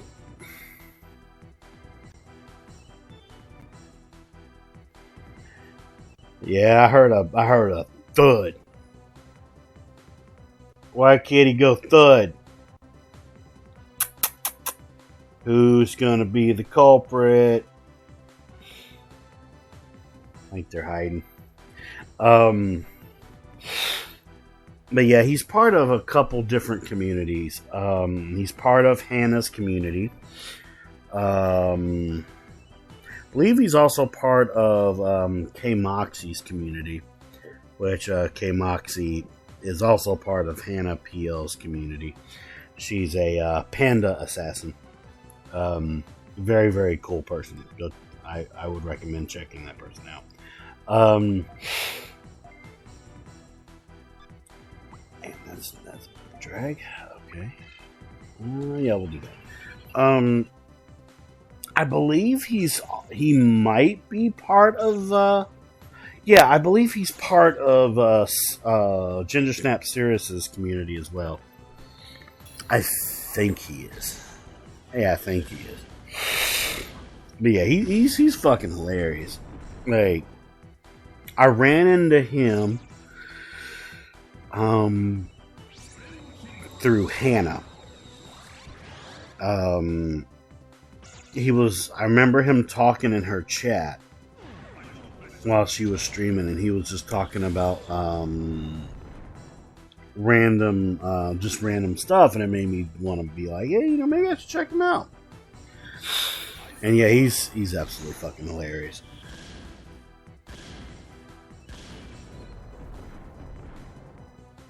Alright, what we got going on here? Okay.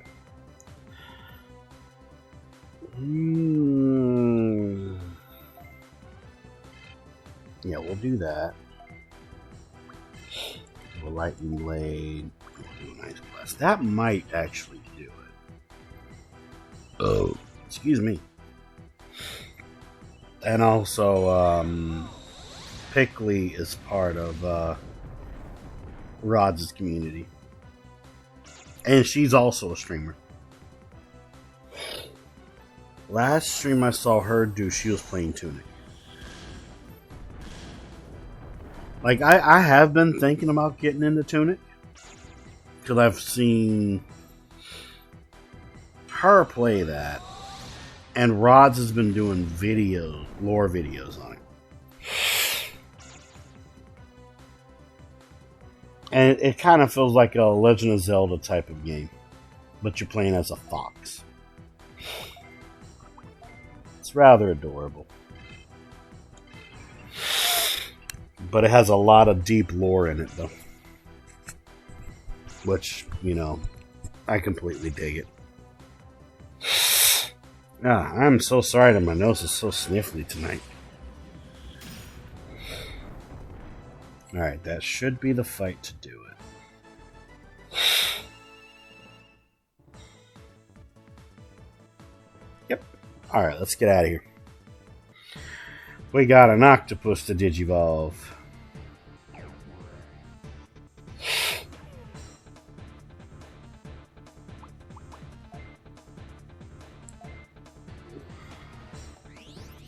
And we will digivolve him at the Black Swords because I want to progress a little bit of the story.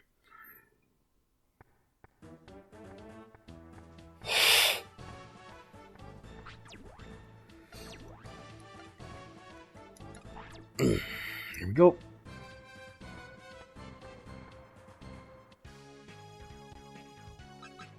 And don't worry, I will save when I'm done with the Black Sword stuff.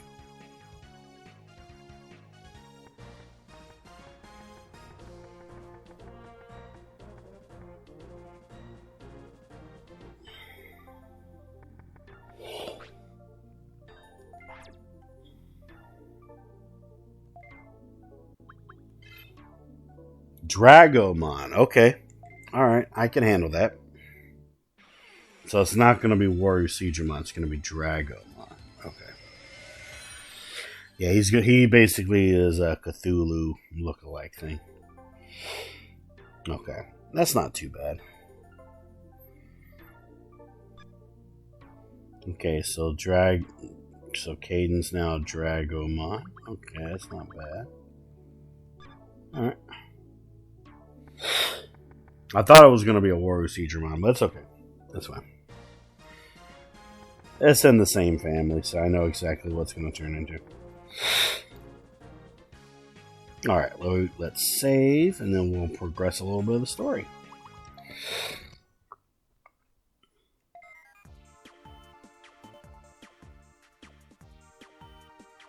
So in the last part of the story, we are basically trying to look for the archive ship key. I know what I have to do.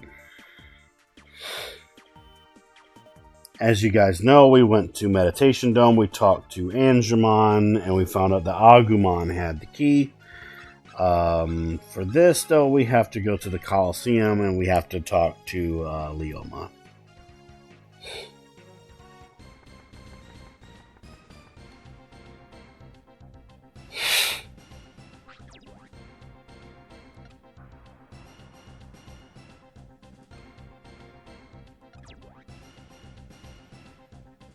I'll redeem that in just a minute. Master Tyranomon.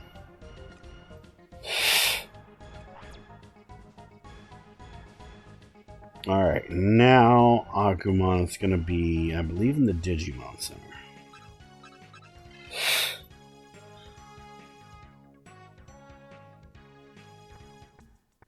Yep. Agumon! Random good movie. Let me think about that for a minute.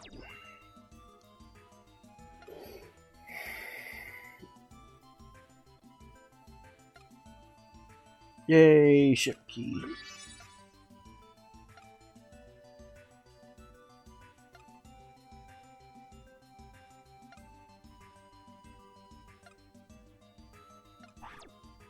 Bye, Agumon. Alright, we got the key.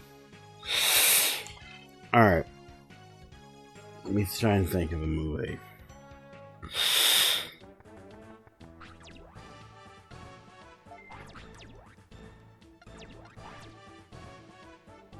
Okay, I got one. Die Hard, featuring Bruce Willis and Alan Rickman. Rest in peace, Alan Rickman. Best Christmas movie ever. It's one of the movies that I believe defines Bruce Willis out of all the stuff that he's been in. I dig the story. I dig the effects. I think it's close to one of the most perfect action movies of all time. Close. There are others, but there you go. Mr. Oldman, I got the ship key. Great job, Onyx. Now we can start up the pod ship and go to Fire Island. Let's go to the control room in the back and begin the startup sequence. Oh god, we're gonna get a cutscene too. I hope it doesn't act up. You'll see. I pray that the cutscene doesn't act up. Alright.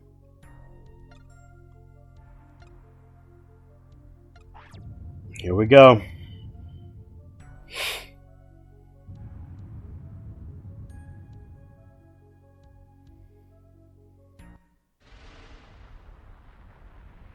Oh, cool.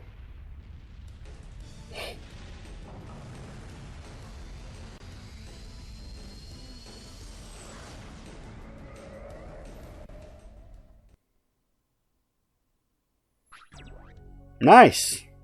Okay. The cutscene actually worked. Cool. Hey, Onyx, are you alright?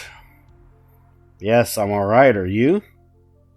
But have we finally reached File Island? Not really sure.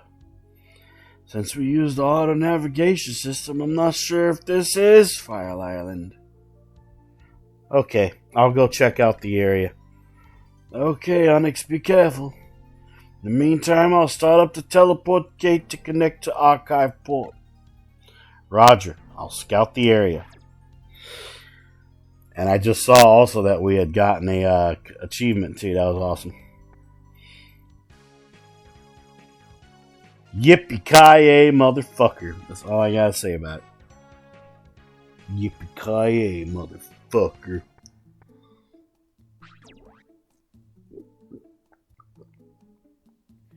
Plus, that's one of my favorite lines from Duke Nukem. When Duke says, yippee-ki-yay, motherfucker. Wow, what is this huge thing? Who are you calling huge? What a rude little kid. Wow, it spoke. You're a Digimon? What? Is there something wrong with me being a Digimon? I'm Master Tyranomon, the defender of File City. What do you want? Oh, you're the legendary Digimon that Leomon was talking about. Master Tyranomon, I'm sorry, I didn't mean to be disrespectful to you. I just wanted to hear stories about Crimson in the old days in the city. No way, not a chance. I can't let a suspicious character like you into the city. That's not fair. Please, let me in. Then accept my challenge and fight me. I can tell whether a person is good or bad if I fight them. If you're serious, come to the place on this message. If you are an enemy spy, I'll flatten you like a pancake right then and there. What? I have to fight you? If I accept your offer to prove to you that I'm not a spy, will you let me into the city? Yes, of course, that's a promise. Alright then, I accept your challenge. You got message 3. Power domain. Power. This is gonna be fun.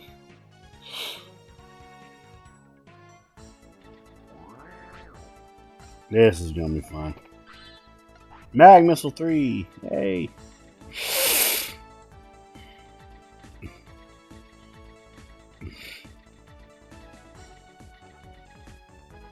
It's a Greymon. I'll fight him, why not? We'll have a couple little fights here before we fight Master Tyranomon.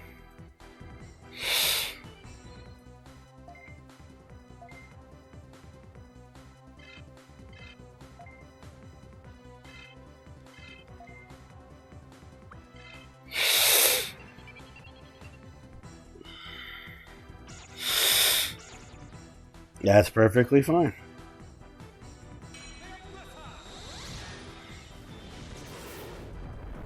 Yeah, I don't mind him lowering his tech power.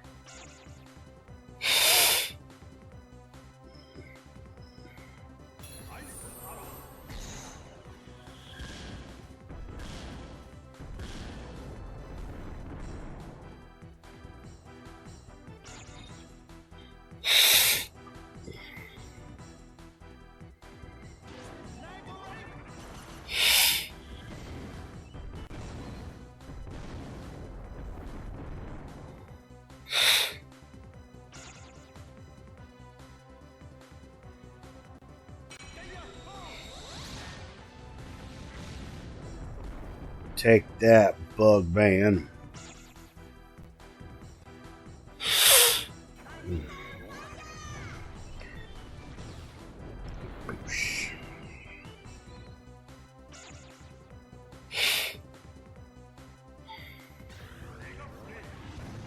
Enough, ne?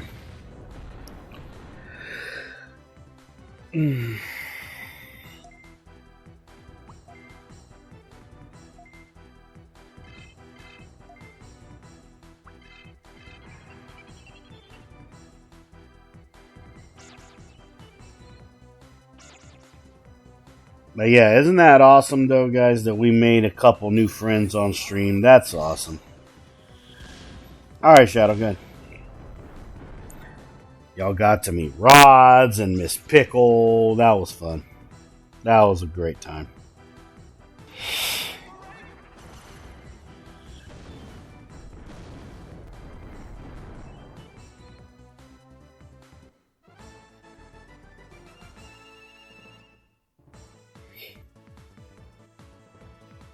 Oh, Pickle's gonna go up a level in a little bit. Cool.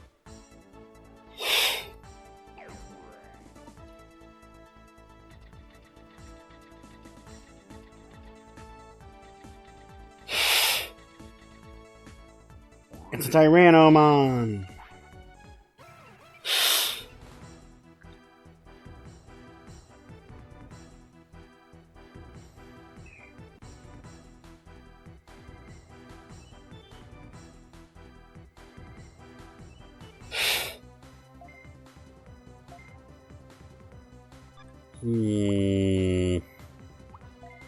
Yeah, we will do that.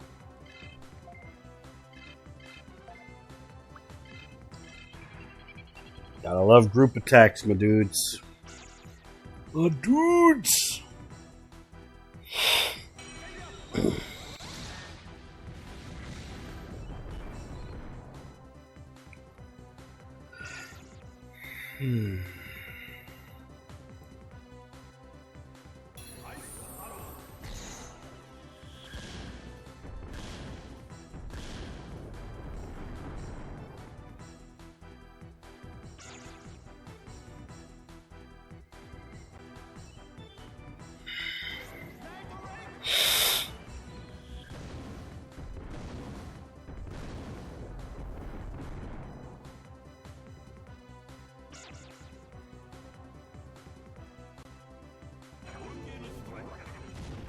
Volcano strike.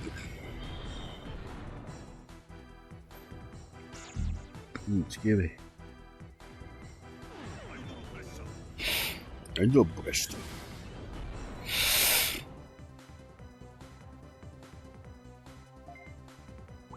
Guard. Grizzly wing. Guard.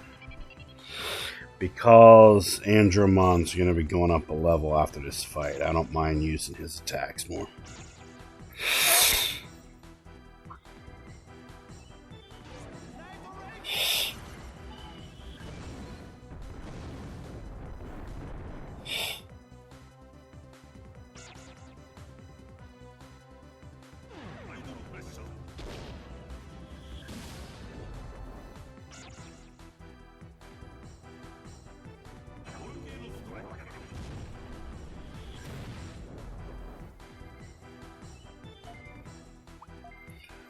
Alright, do it again. Welcome back.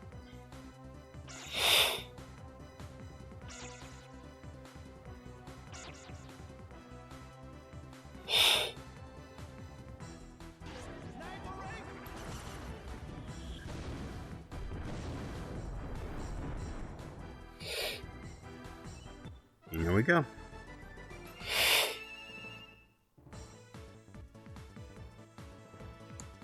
Yay, level 25. Alright.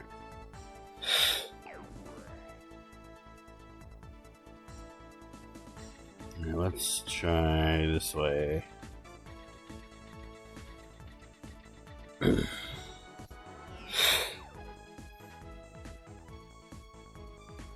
Alright. So seeing how we have a boss coming up, if any of my mods wouldn't mind, you know, Maybe you can clip the little boss fight if you're able to. If you wouldn't mind. But don't worry, you'll know when it happens though.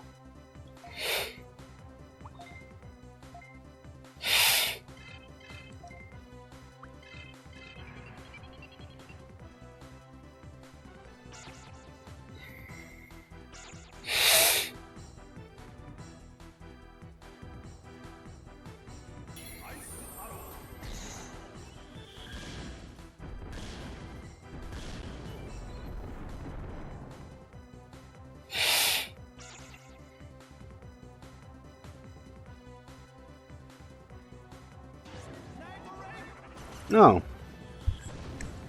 Hello, Miss Fat Kitty. I got a kitty waking up over here. The little meatloaf cat. Hello, darling. You purr like a tiger. How's the meatloaf tiger kitty doing? You okay? You good? She good. She's in her own little world.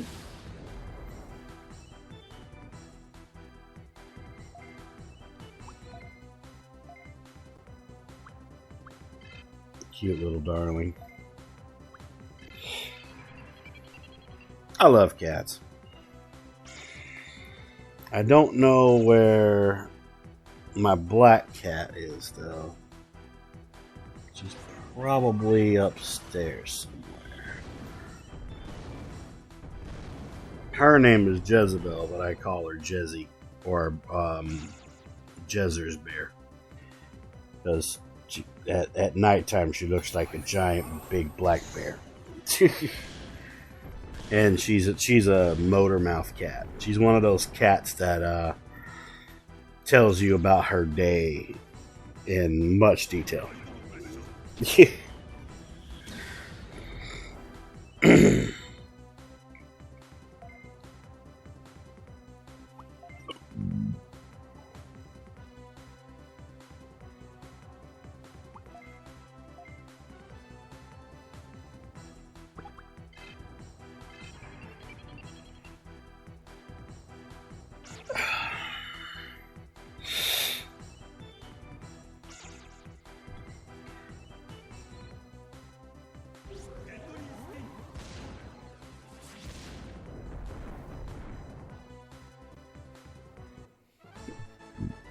It's good.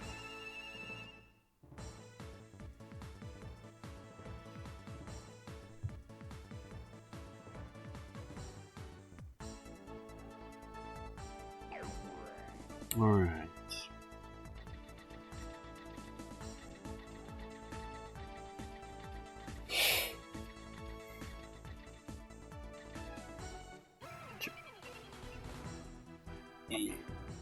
Way on my side here. Give me a second. I'll be right back.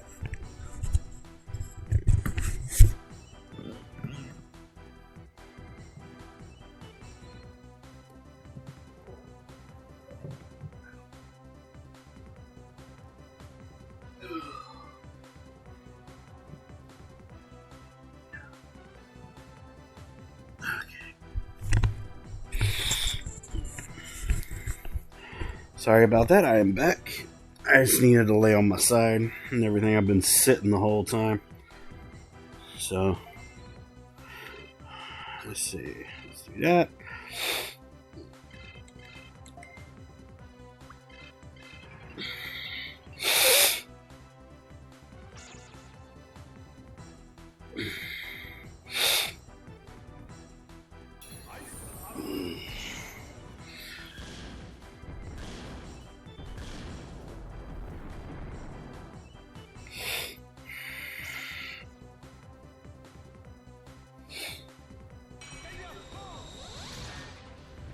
Teda false.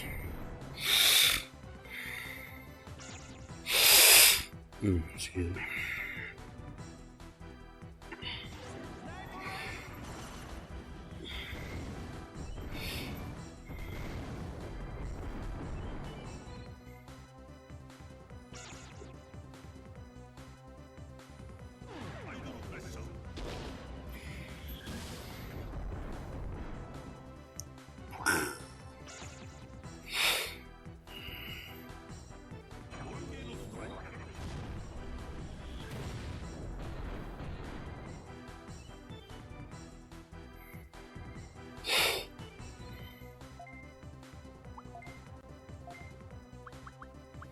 Necromagic.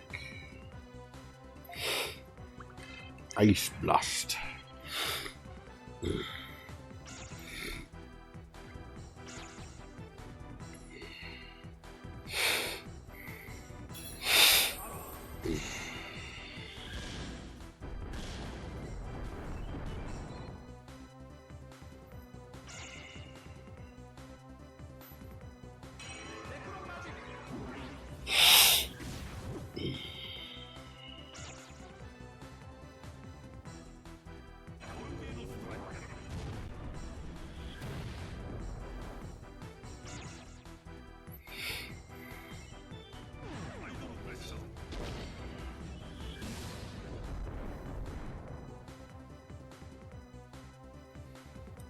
Alright.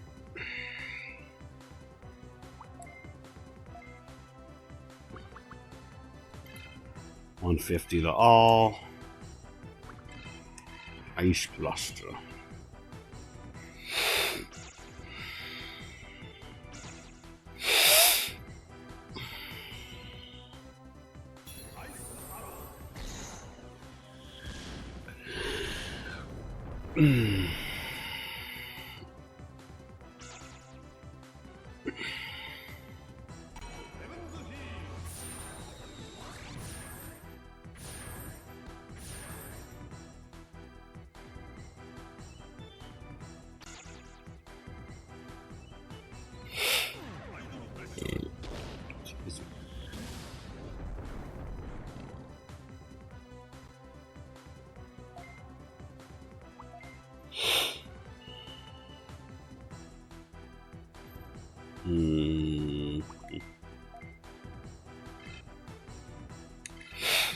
Let's go and end the fight.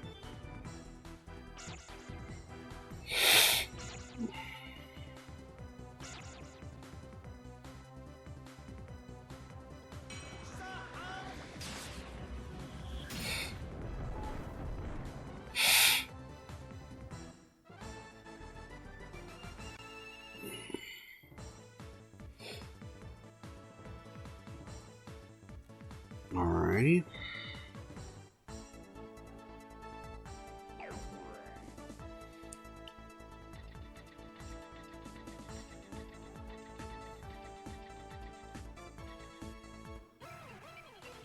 I'm gonna do these fights.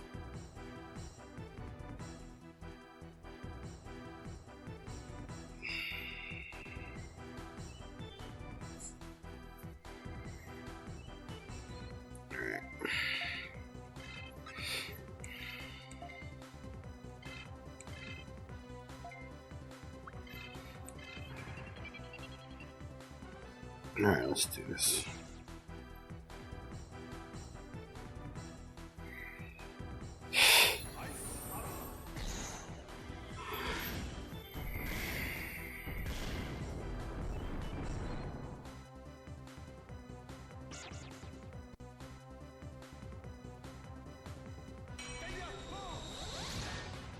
Get out fast.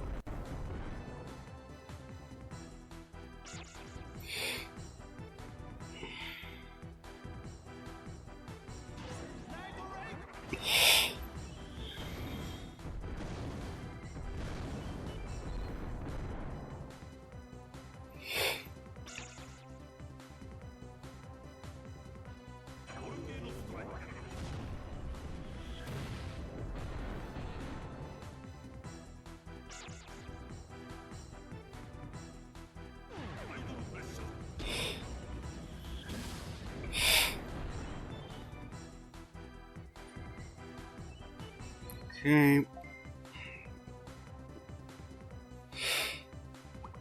Guard. Grizzly Wing. Necromagic.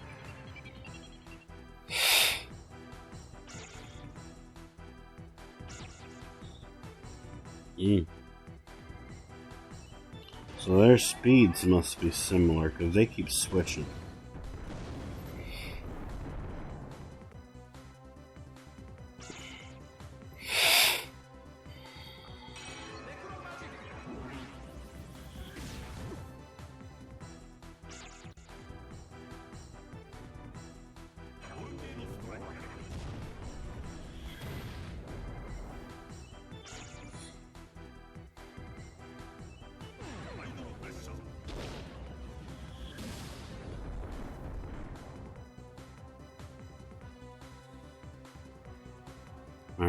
see.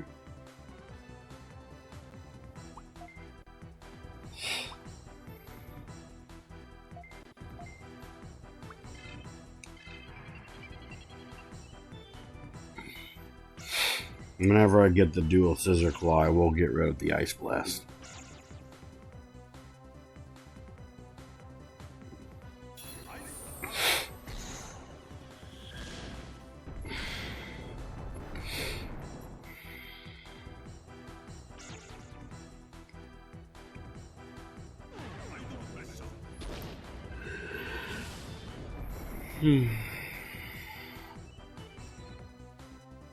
Alrighty. Guard, and Scissor Claw Morishama.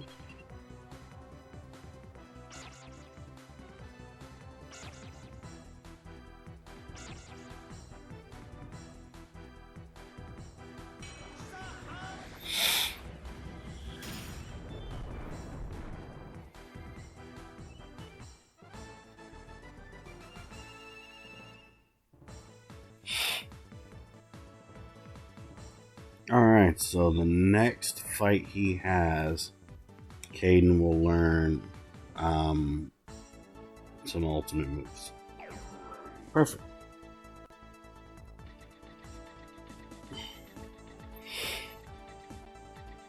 Wait, is this going to lead to the boss? No? Okay. Yeah, it was empty. Yeah, dang it.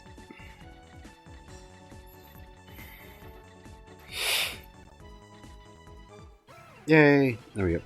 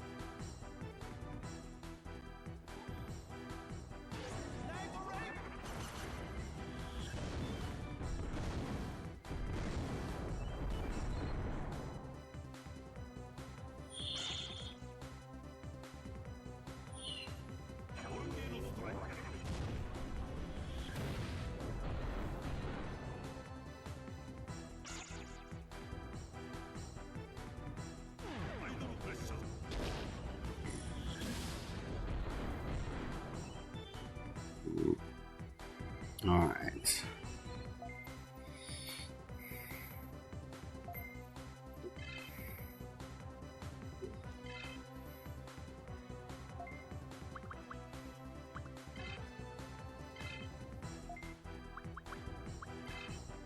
Let's see if we can pull off 2 necromagics here. Perfect. I'm glad Wargreymon went first. Now that means they both will do the necromagic.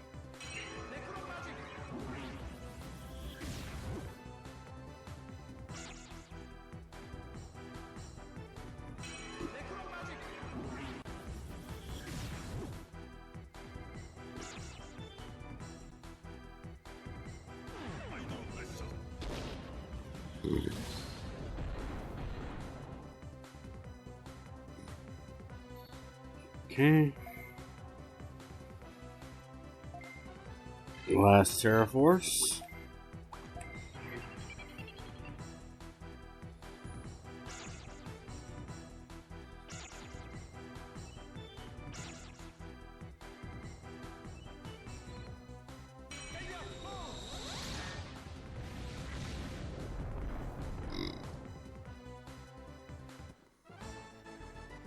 Alright. Yay! Alright, so first off, we're gonna get rid of Ice Blast. Let's see.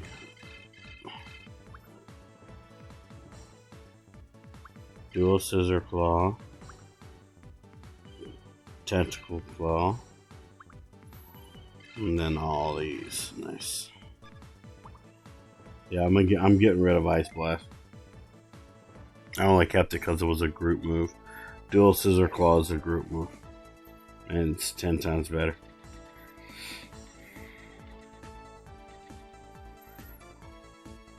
Alright guys, boss time. At last you arrived. You're an enemy spy. You are the first one to make me wait this long in 10 gigaclocks. You got some nerve. What are you talking about? I came here in a hurry. What? Did it take you that long to get to this domain? Or did you get lost in here? Either way, you're a loser, tamer. I'll crush you. I don't need to hear you badmouth me. I'll destroy you.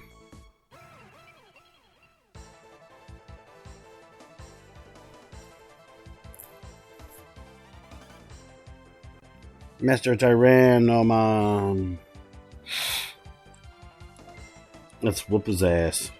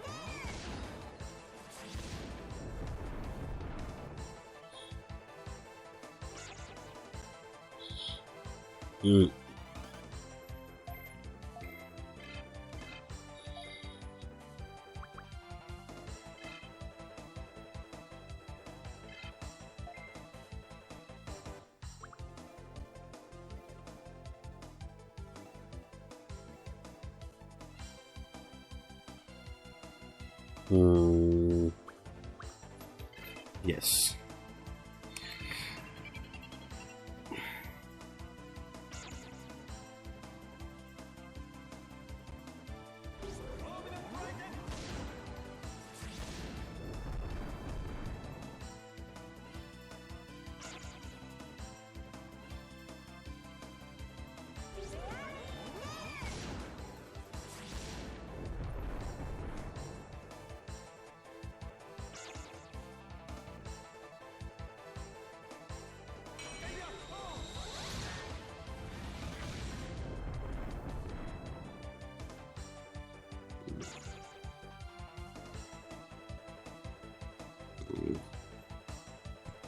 Alright, let's finish this. Guard and guard.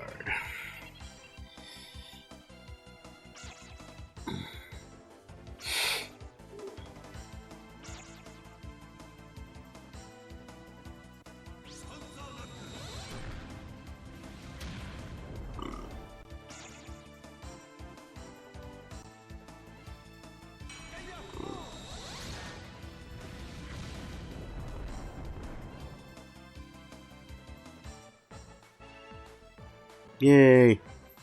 Taken down a notch. Defeat Master Tyranomon in Power Domain. Nice. And there's the boss. You're not bad for a guard tamer. Ouch. Then will you let me enter File City? I haven't seen a tough human like you in 20 gigaclocks. I'm sorry. I thought you were one of those bad guys after this city and us Digimon. I'm sorry I misjudged you. I'll go back to the city now. See you there. Yay! File City.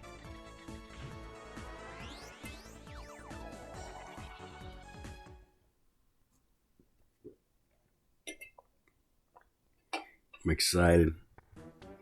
Now we just have to actually get back there.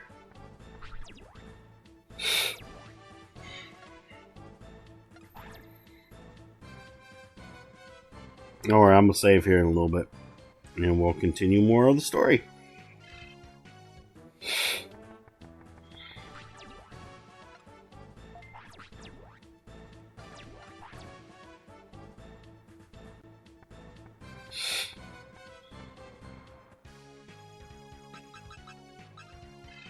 Archive port.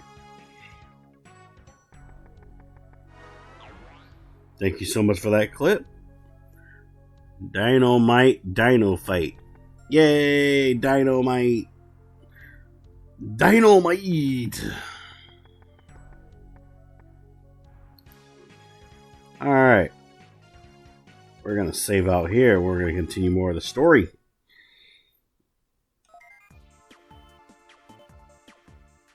And don't worry, we're going to be going on a shopping spree here in a little bit. Because there is also items that you can only get in File City.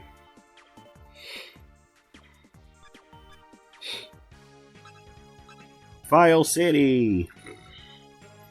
And in case you guys haven't noticed, this is a big Easter egg reference to File Island from Digimon World 1. You're going to let me inside the city now, right? Of course, that was the deal. Besides, it seems like you came here to do a serious job. I came here chasing a man called Crimson. He is the leader of a group of evil tamers called the Blood Knights. He escaped from Directory Continent, where I live. What? The Blood Knights? I know them. Recently, a group of guys on a weird Tankmon came here and joined the enemy. The guy who was leading that enemy's last attack was called Crimson, I think. So they also made it to File Island. I'm investigating what Crimson is plotting to do on this island. I see. If they join the enemy force, I'm sure that Crimson character went to see the enemy boss, Chaos Lord. But the only person in town who knows where Chaos Lord lives is Elder Digimon. Really? Then please let me see Digimon. But that's not possible. Digimon is no longer here. It seems that Digimon was kidnapped by the Blood Knights who attacked the city. That's it, Onyx.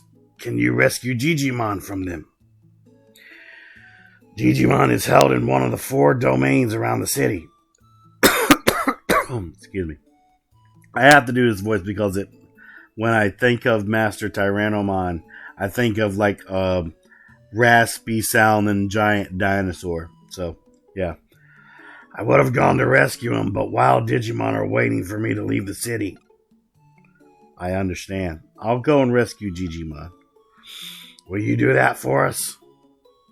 But be careful. The Blood Knights are more vicious than before. They've now joined forces with the ruler of this island, Chaos Lord.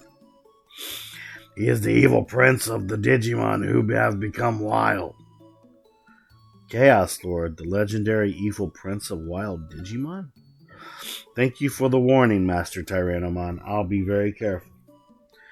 Onyx, I'm counting on you.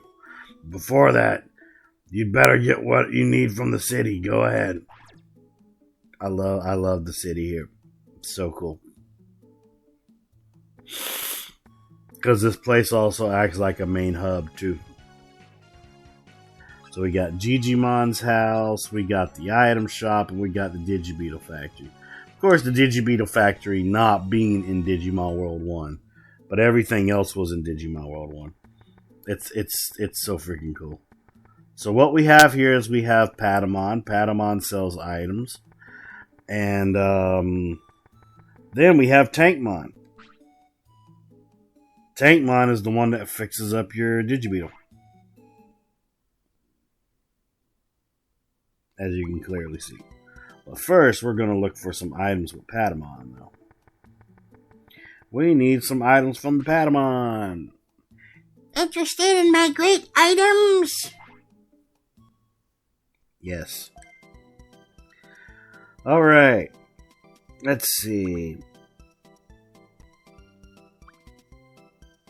I think I need to get that. That, yes. Purple mines, yes. Do I have the Z cannon? No, I don't have the Z cannon. And Super Hand. Because that's a lot of stuff that we don't have. Griffin, EG, and Weber. Which one do I have? Oh.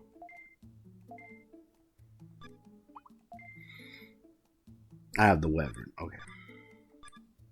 Yep, Rumble. We gotta make you stronger, man. Because this is a place that we're gonna need it. All right. The EX driver in the server. Do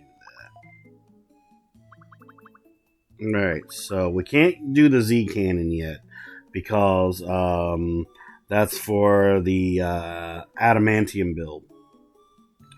For the Digibeetle. But we can get the Super Hand, Laser Arm, the Arrow Tire, Stork Box, and the Mantis Ram.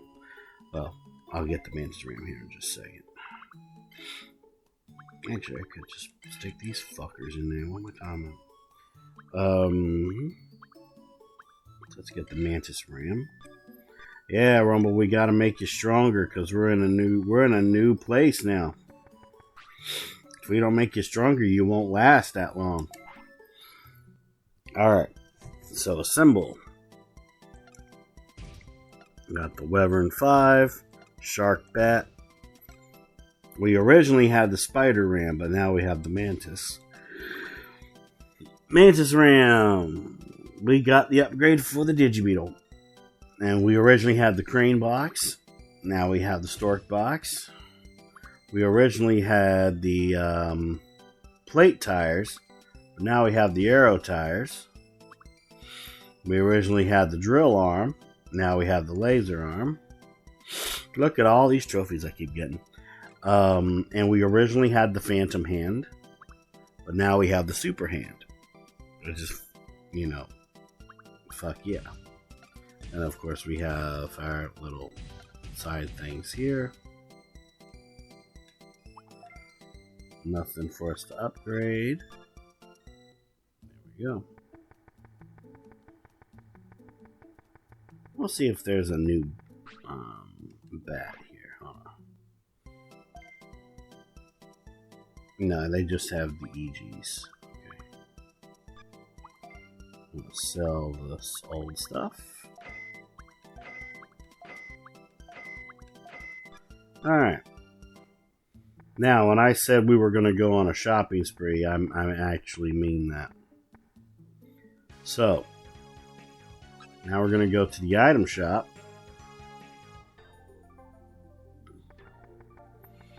So, here in the item shop, we have the place that we can go to the Digivolve and DNA Digivolve our Digimon.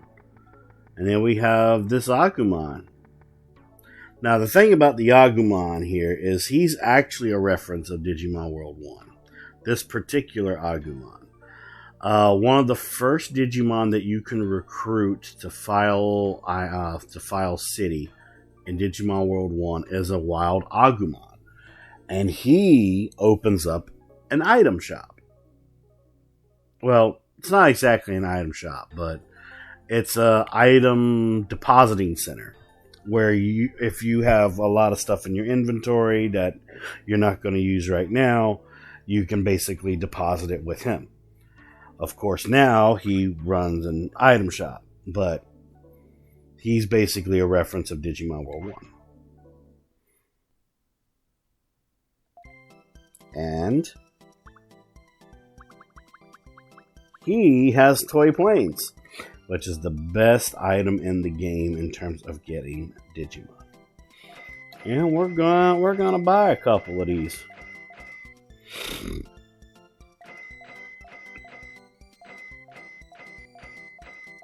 I'm going to buy 20. We're not going to use any of them yet, though. But I wanted to buy some. I told you we were going to go on a shopping spree, and that's exactly what we did. Let's see. And we have a lot of room for Digimon. I think I'll transfer a couple of the planes in, but I want to see how many slots I have. Oh, I got a lot of slots. Okay, let's get a couple Mag-Missile 3s. Let's see. Now, let's get some toy planes.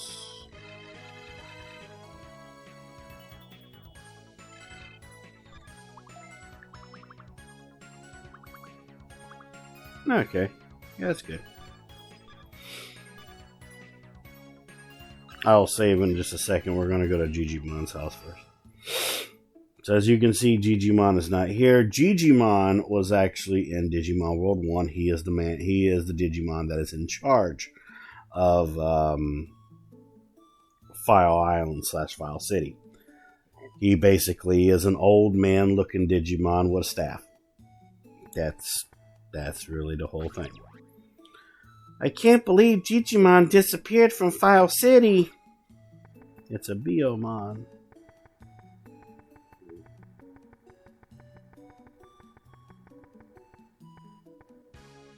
Alright, let's save.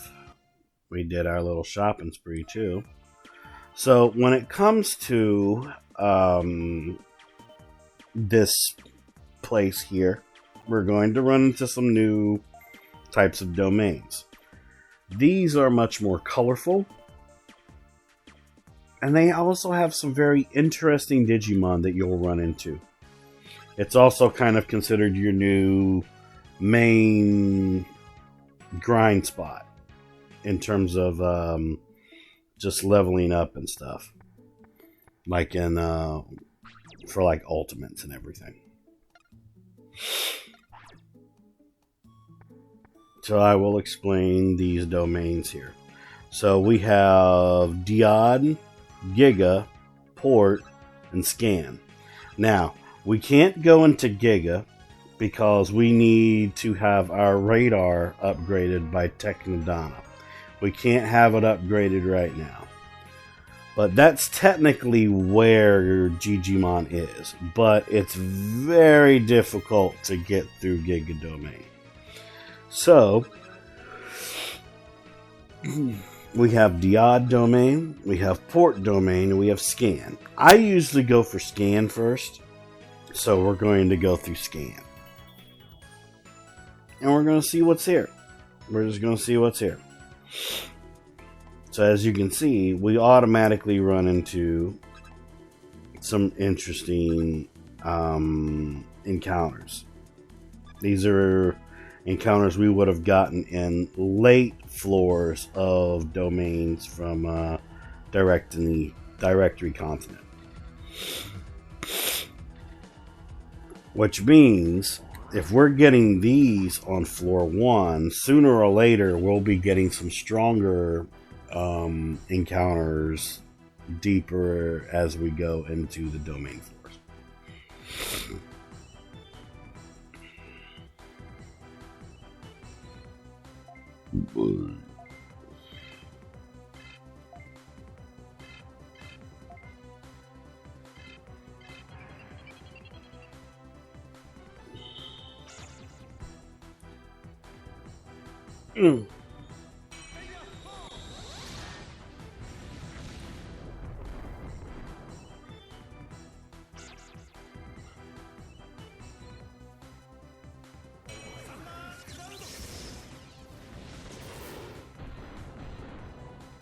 It's okay.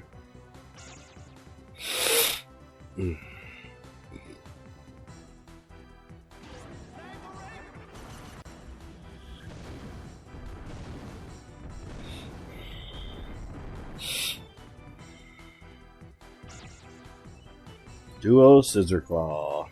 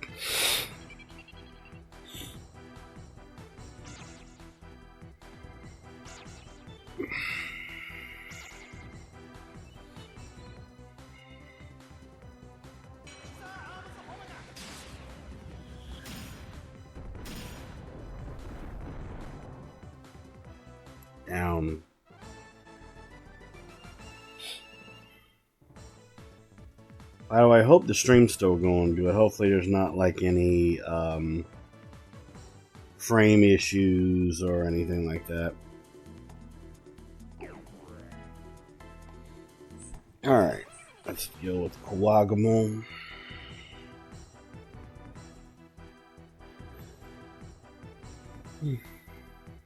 Alright, awesome. Awesome.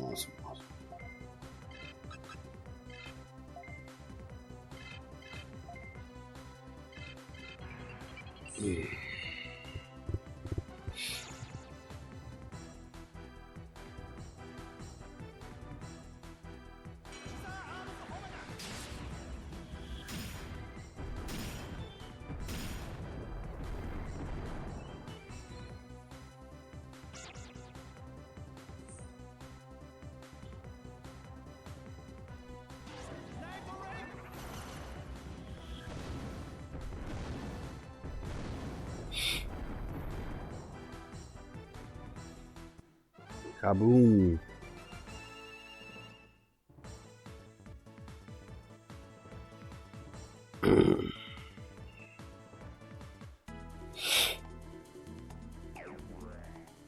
Plus the music's really nice in these domains. But yeah, you'll notice there's a different color scheme going on, different music. You know, it's nice and chill. Do have an extra spot. Oh, Mag Missile 4. Fuck yeah, dude. I'm not gonna open that box, but I don't have any more room left.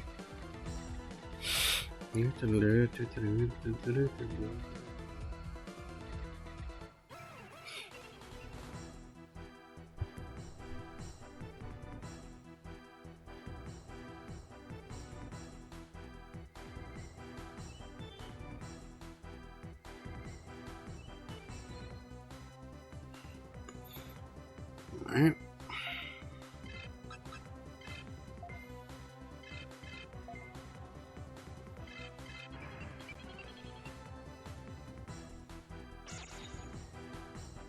I also gotta check the Digimon Center as well in a little bit.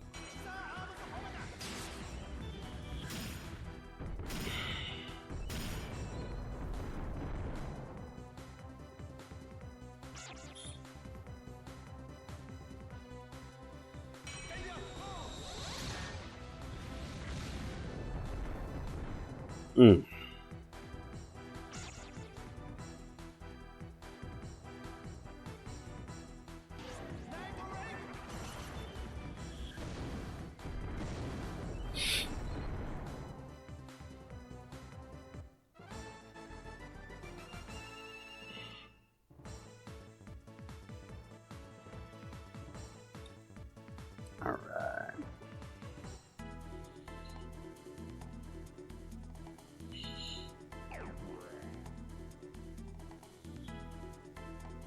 Let's see. Gotta be careful. Let's see what's down here.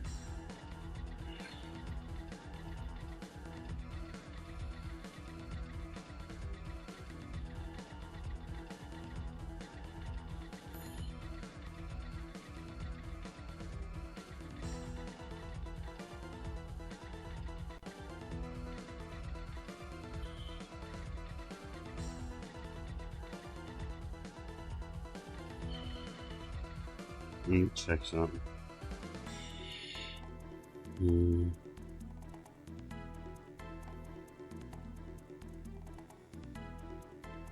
I bet you I have to go through there.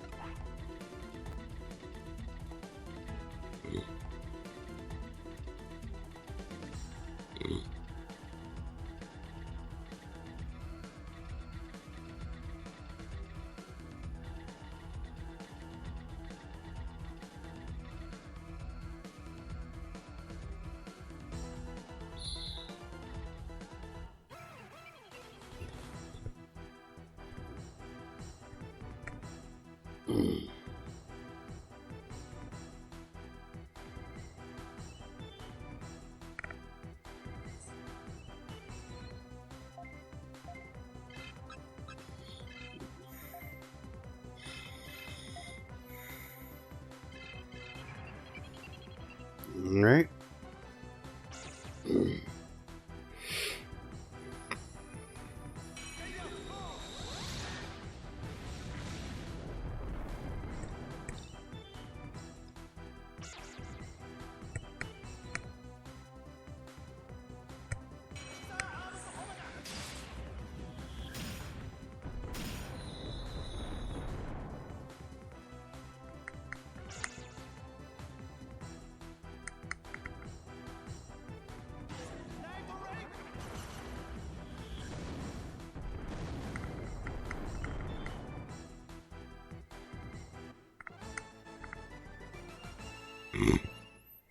Excuse me. 26. Nice.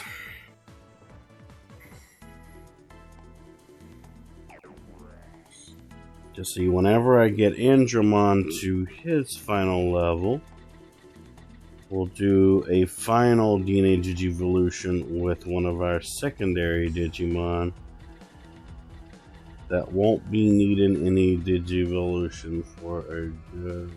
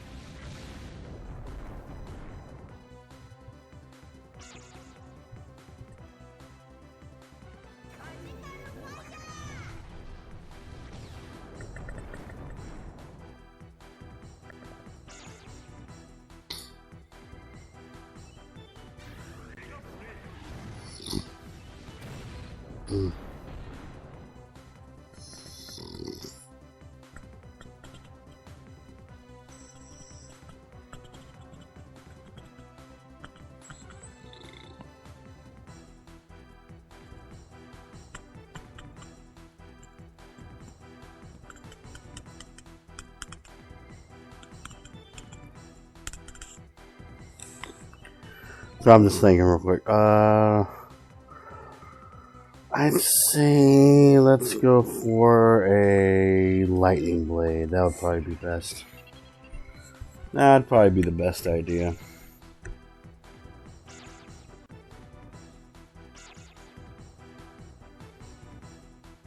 And because this is kind of like a special stream and whatnot, I'll probably go for about maybe 15 more minutes.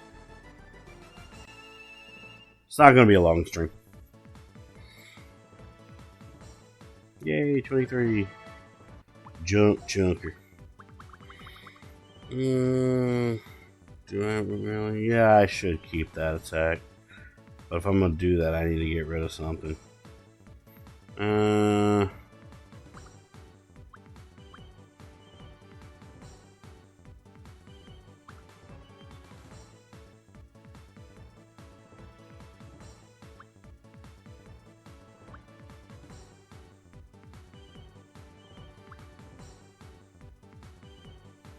Yes. Well.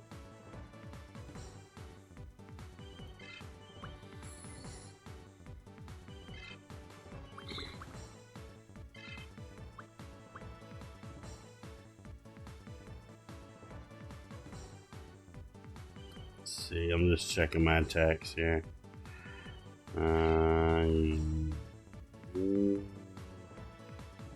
Sure. I'm gonna get rid of Brown Stinger so I can keep Junk Chunker. Yeah, let's do that. Yeah. Okay.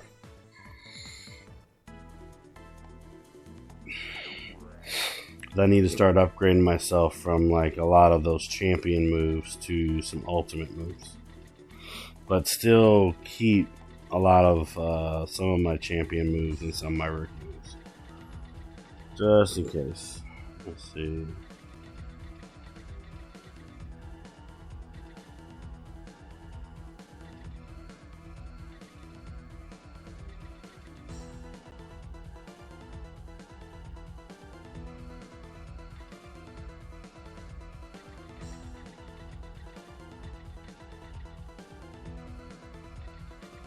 Let's see.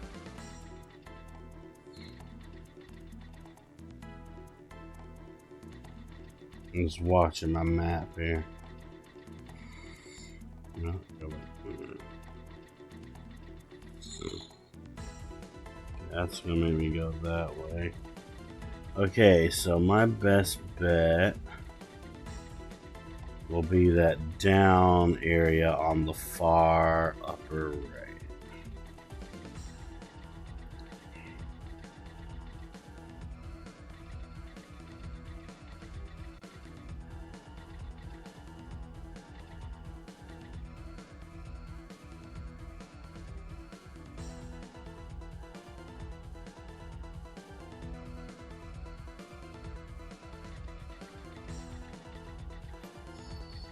Okay, so over here, then no, go down.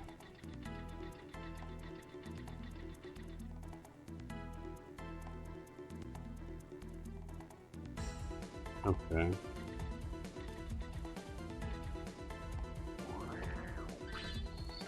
Magnus 3.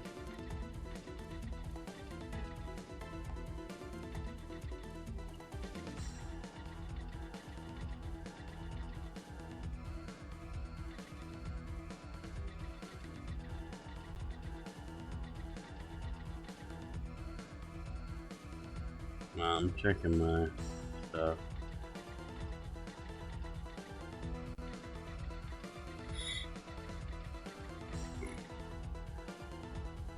Cool.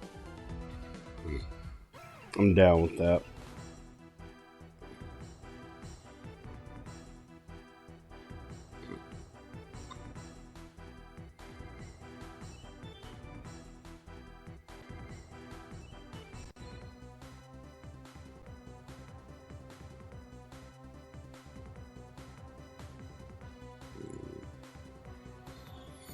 Let me see.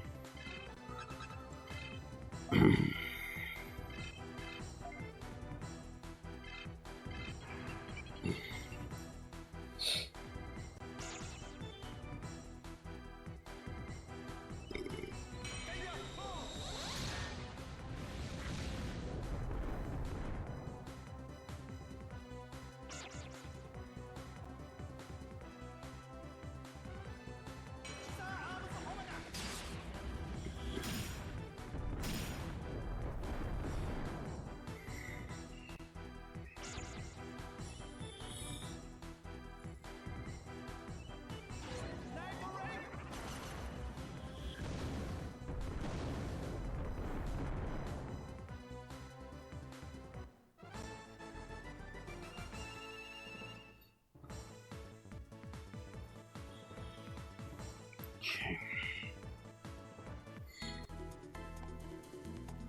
Leave the exits in here too. Yep.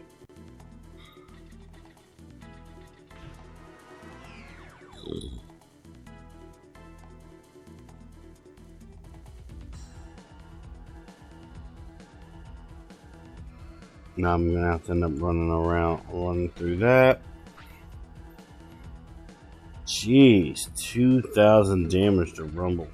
Oh, damn, sorry, Rumble. There was no way for me to deactivate that mine. Oh, I got bad RNG there.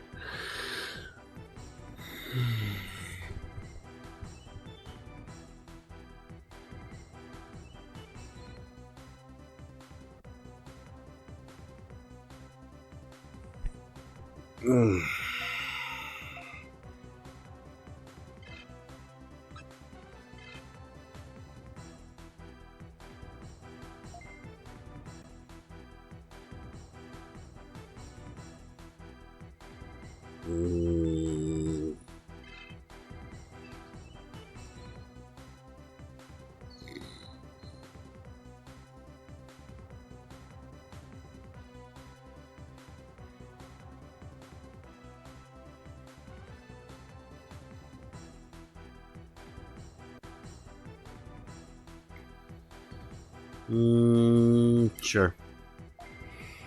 So I'm just thinking. All right.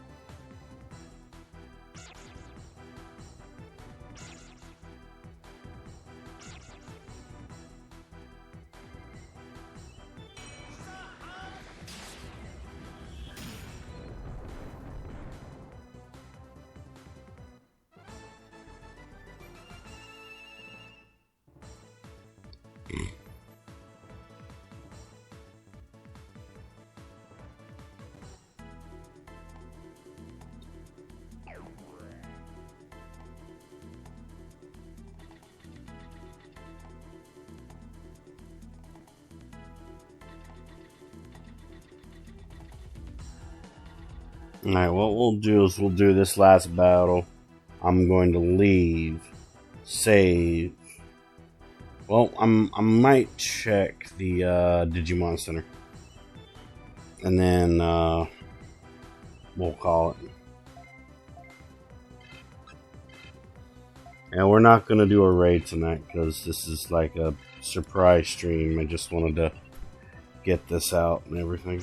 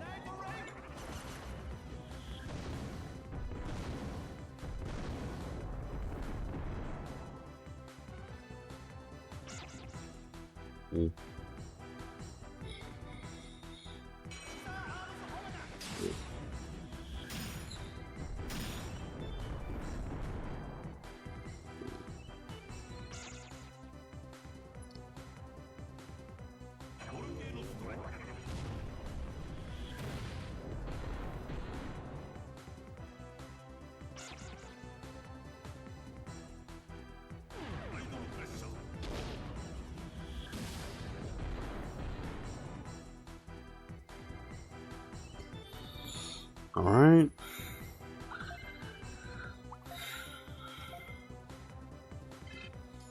Get him.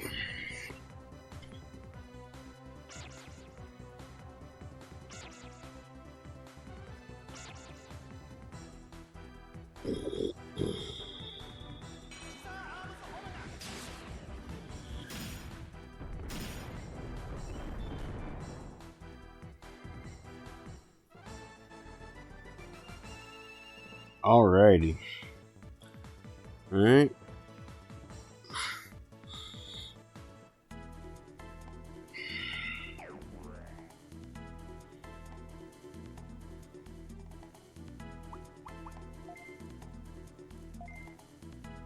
Alright, let's get out of here.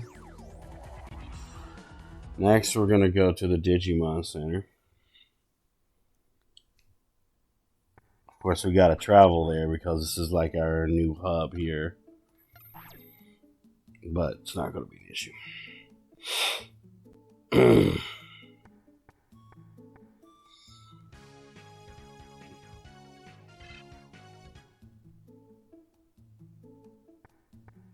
Even the music playing right here is from Digimon World 1.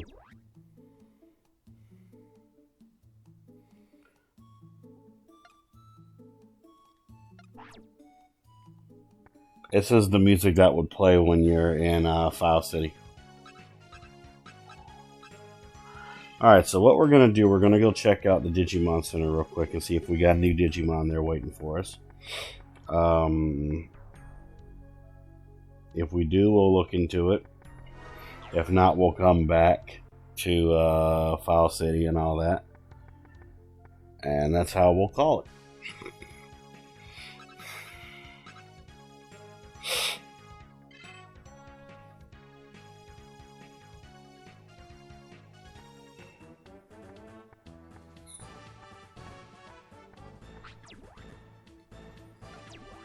Because there is a Digimon that I'm waiting to see if it appears in the Digimon Center. And I'm praying that it's here so I can go ahead and get it.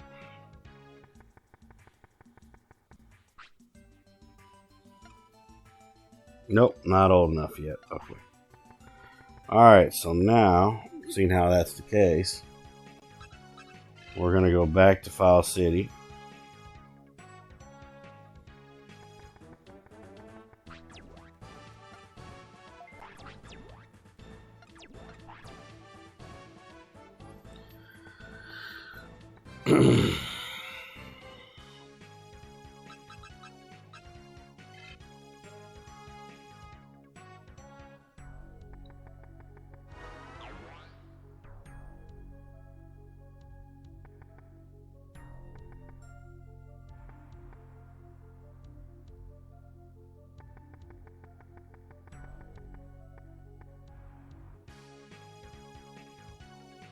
Alright, so in order to activate the hub, though, we have to go to File City.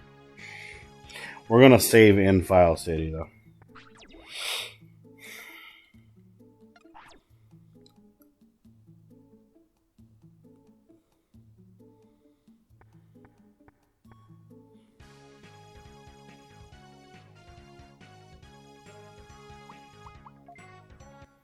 Alright.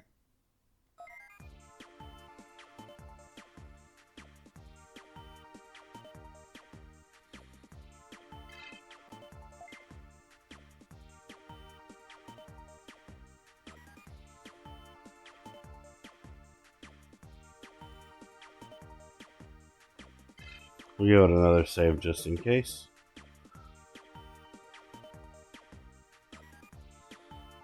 Alright. So yeah, this is how we're going to end for tonight. I'll let everybody know. Thank you so much for coming. I really do appreciate it. Big shout out to Pickley and Rod's Caden for coming on in.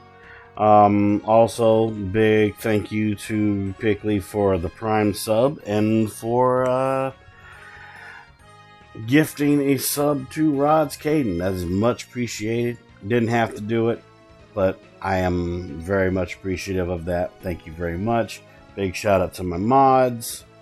Thank you so much for being here and everything. I had a blast. I had fun today. Got to yap my jaws off, and that was fun. My next stream will be on Monday at 1 a.m. Eastern Standard Time for Random Monday. We're going to be continuing more Fallout 4. We're going to see where things are going to take us with that. And then Wednesday will be Soulsborne Wednesday. We're going to be continuing more Elden Ring. And then Friday will be Retro Friday. We're going to be continuing more of Digimon World 2.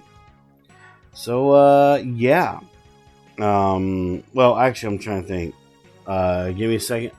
I need to check the calendar real fast. My game might act up a little bit, so don't be alarmed. I just need to check my calendar, that's all. Let's see. 24. Okay. Gotcha. All right. Okay. But yeah. That's basically what's going to be happening in next week. Also, don't worry, I will take care of the stream and everything like that afterwards. We're not going to do a raid tonight, like I said, because this is a special stream. You know, I just want to chill with everybody. But yeah, I will see you guys on Monday, 1 a.m. Eastern Standard Time for Fallout 4. So until then, I am your host, OnyxTheGamingMachine, and this was Digimon World 2. And until I see everyone in the next video or live stream, peace out, happy gaming, my friends, and please stay safe out there.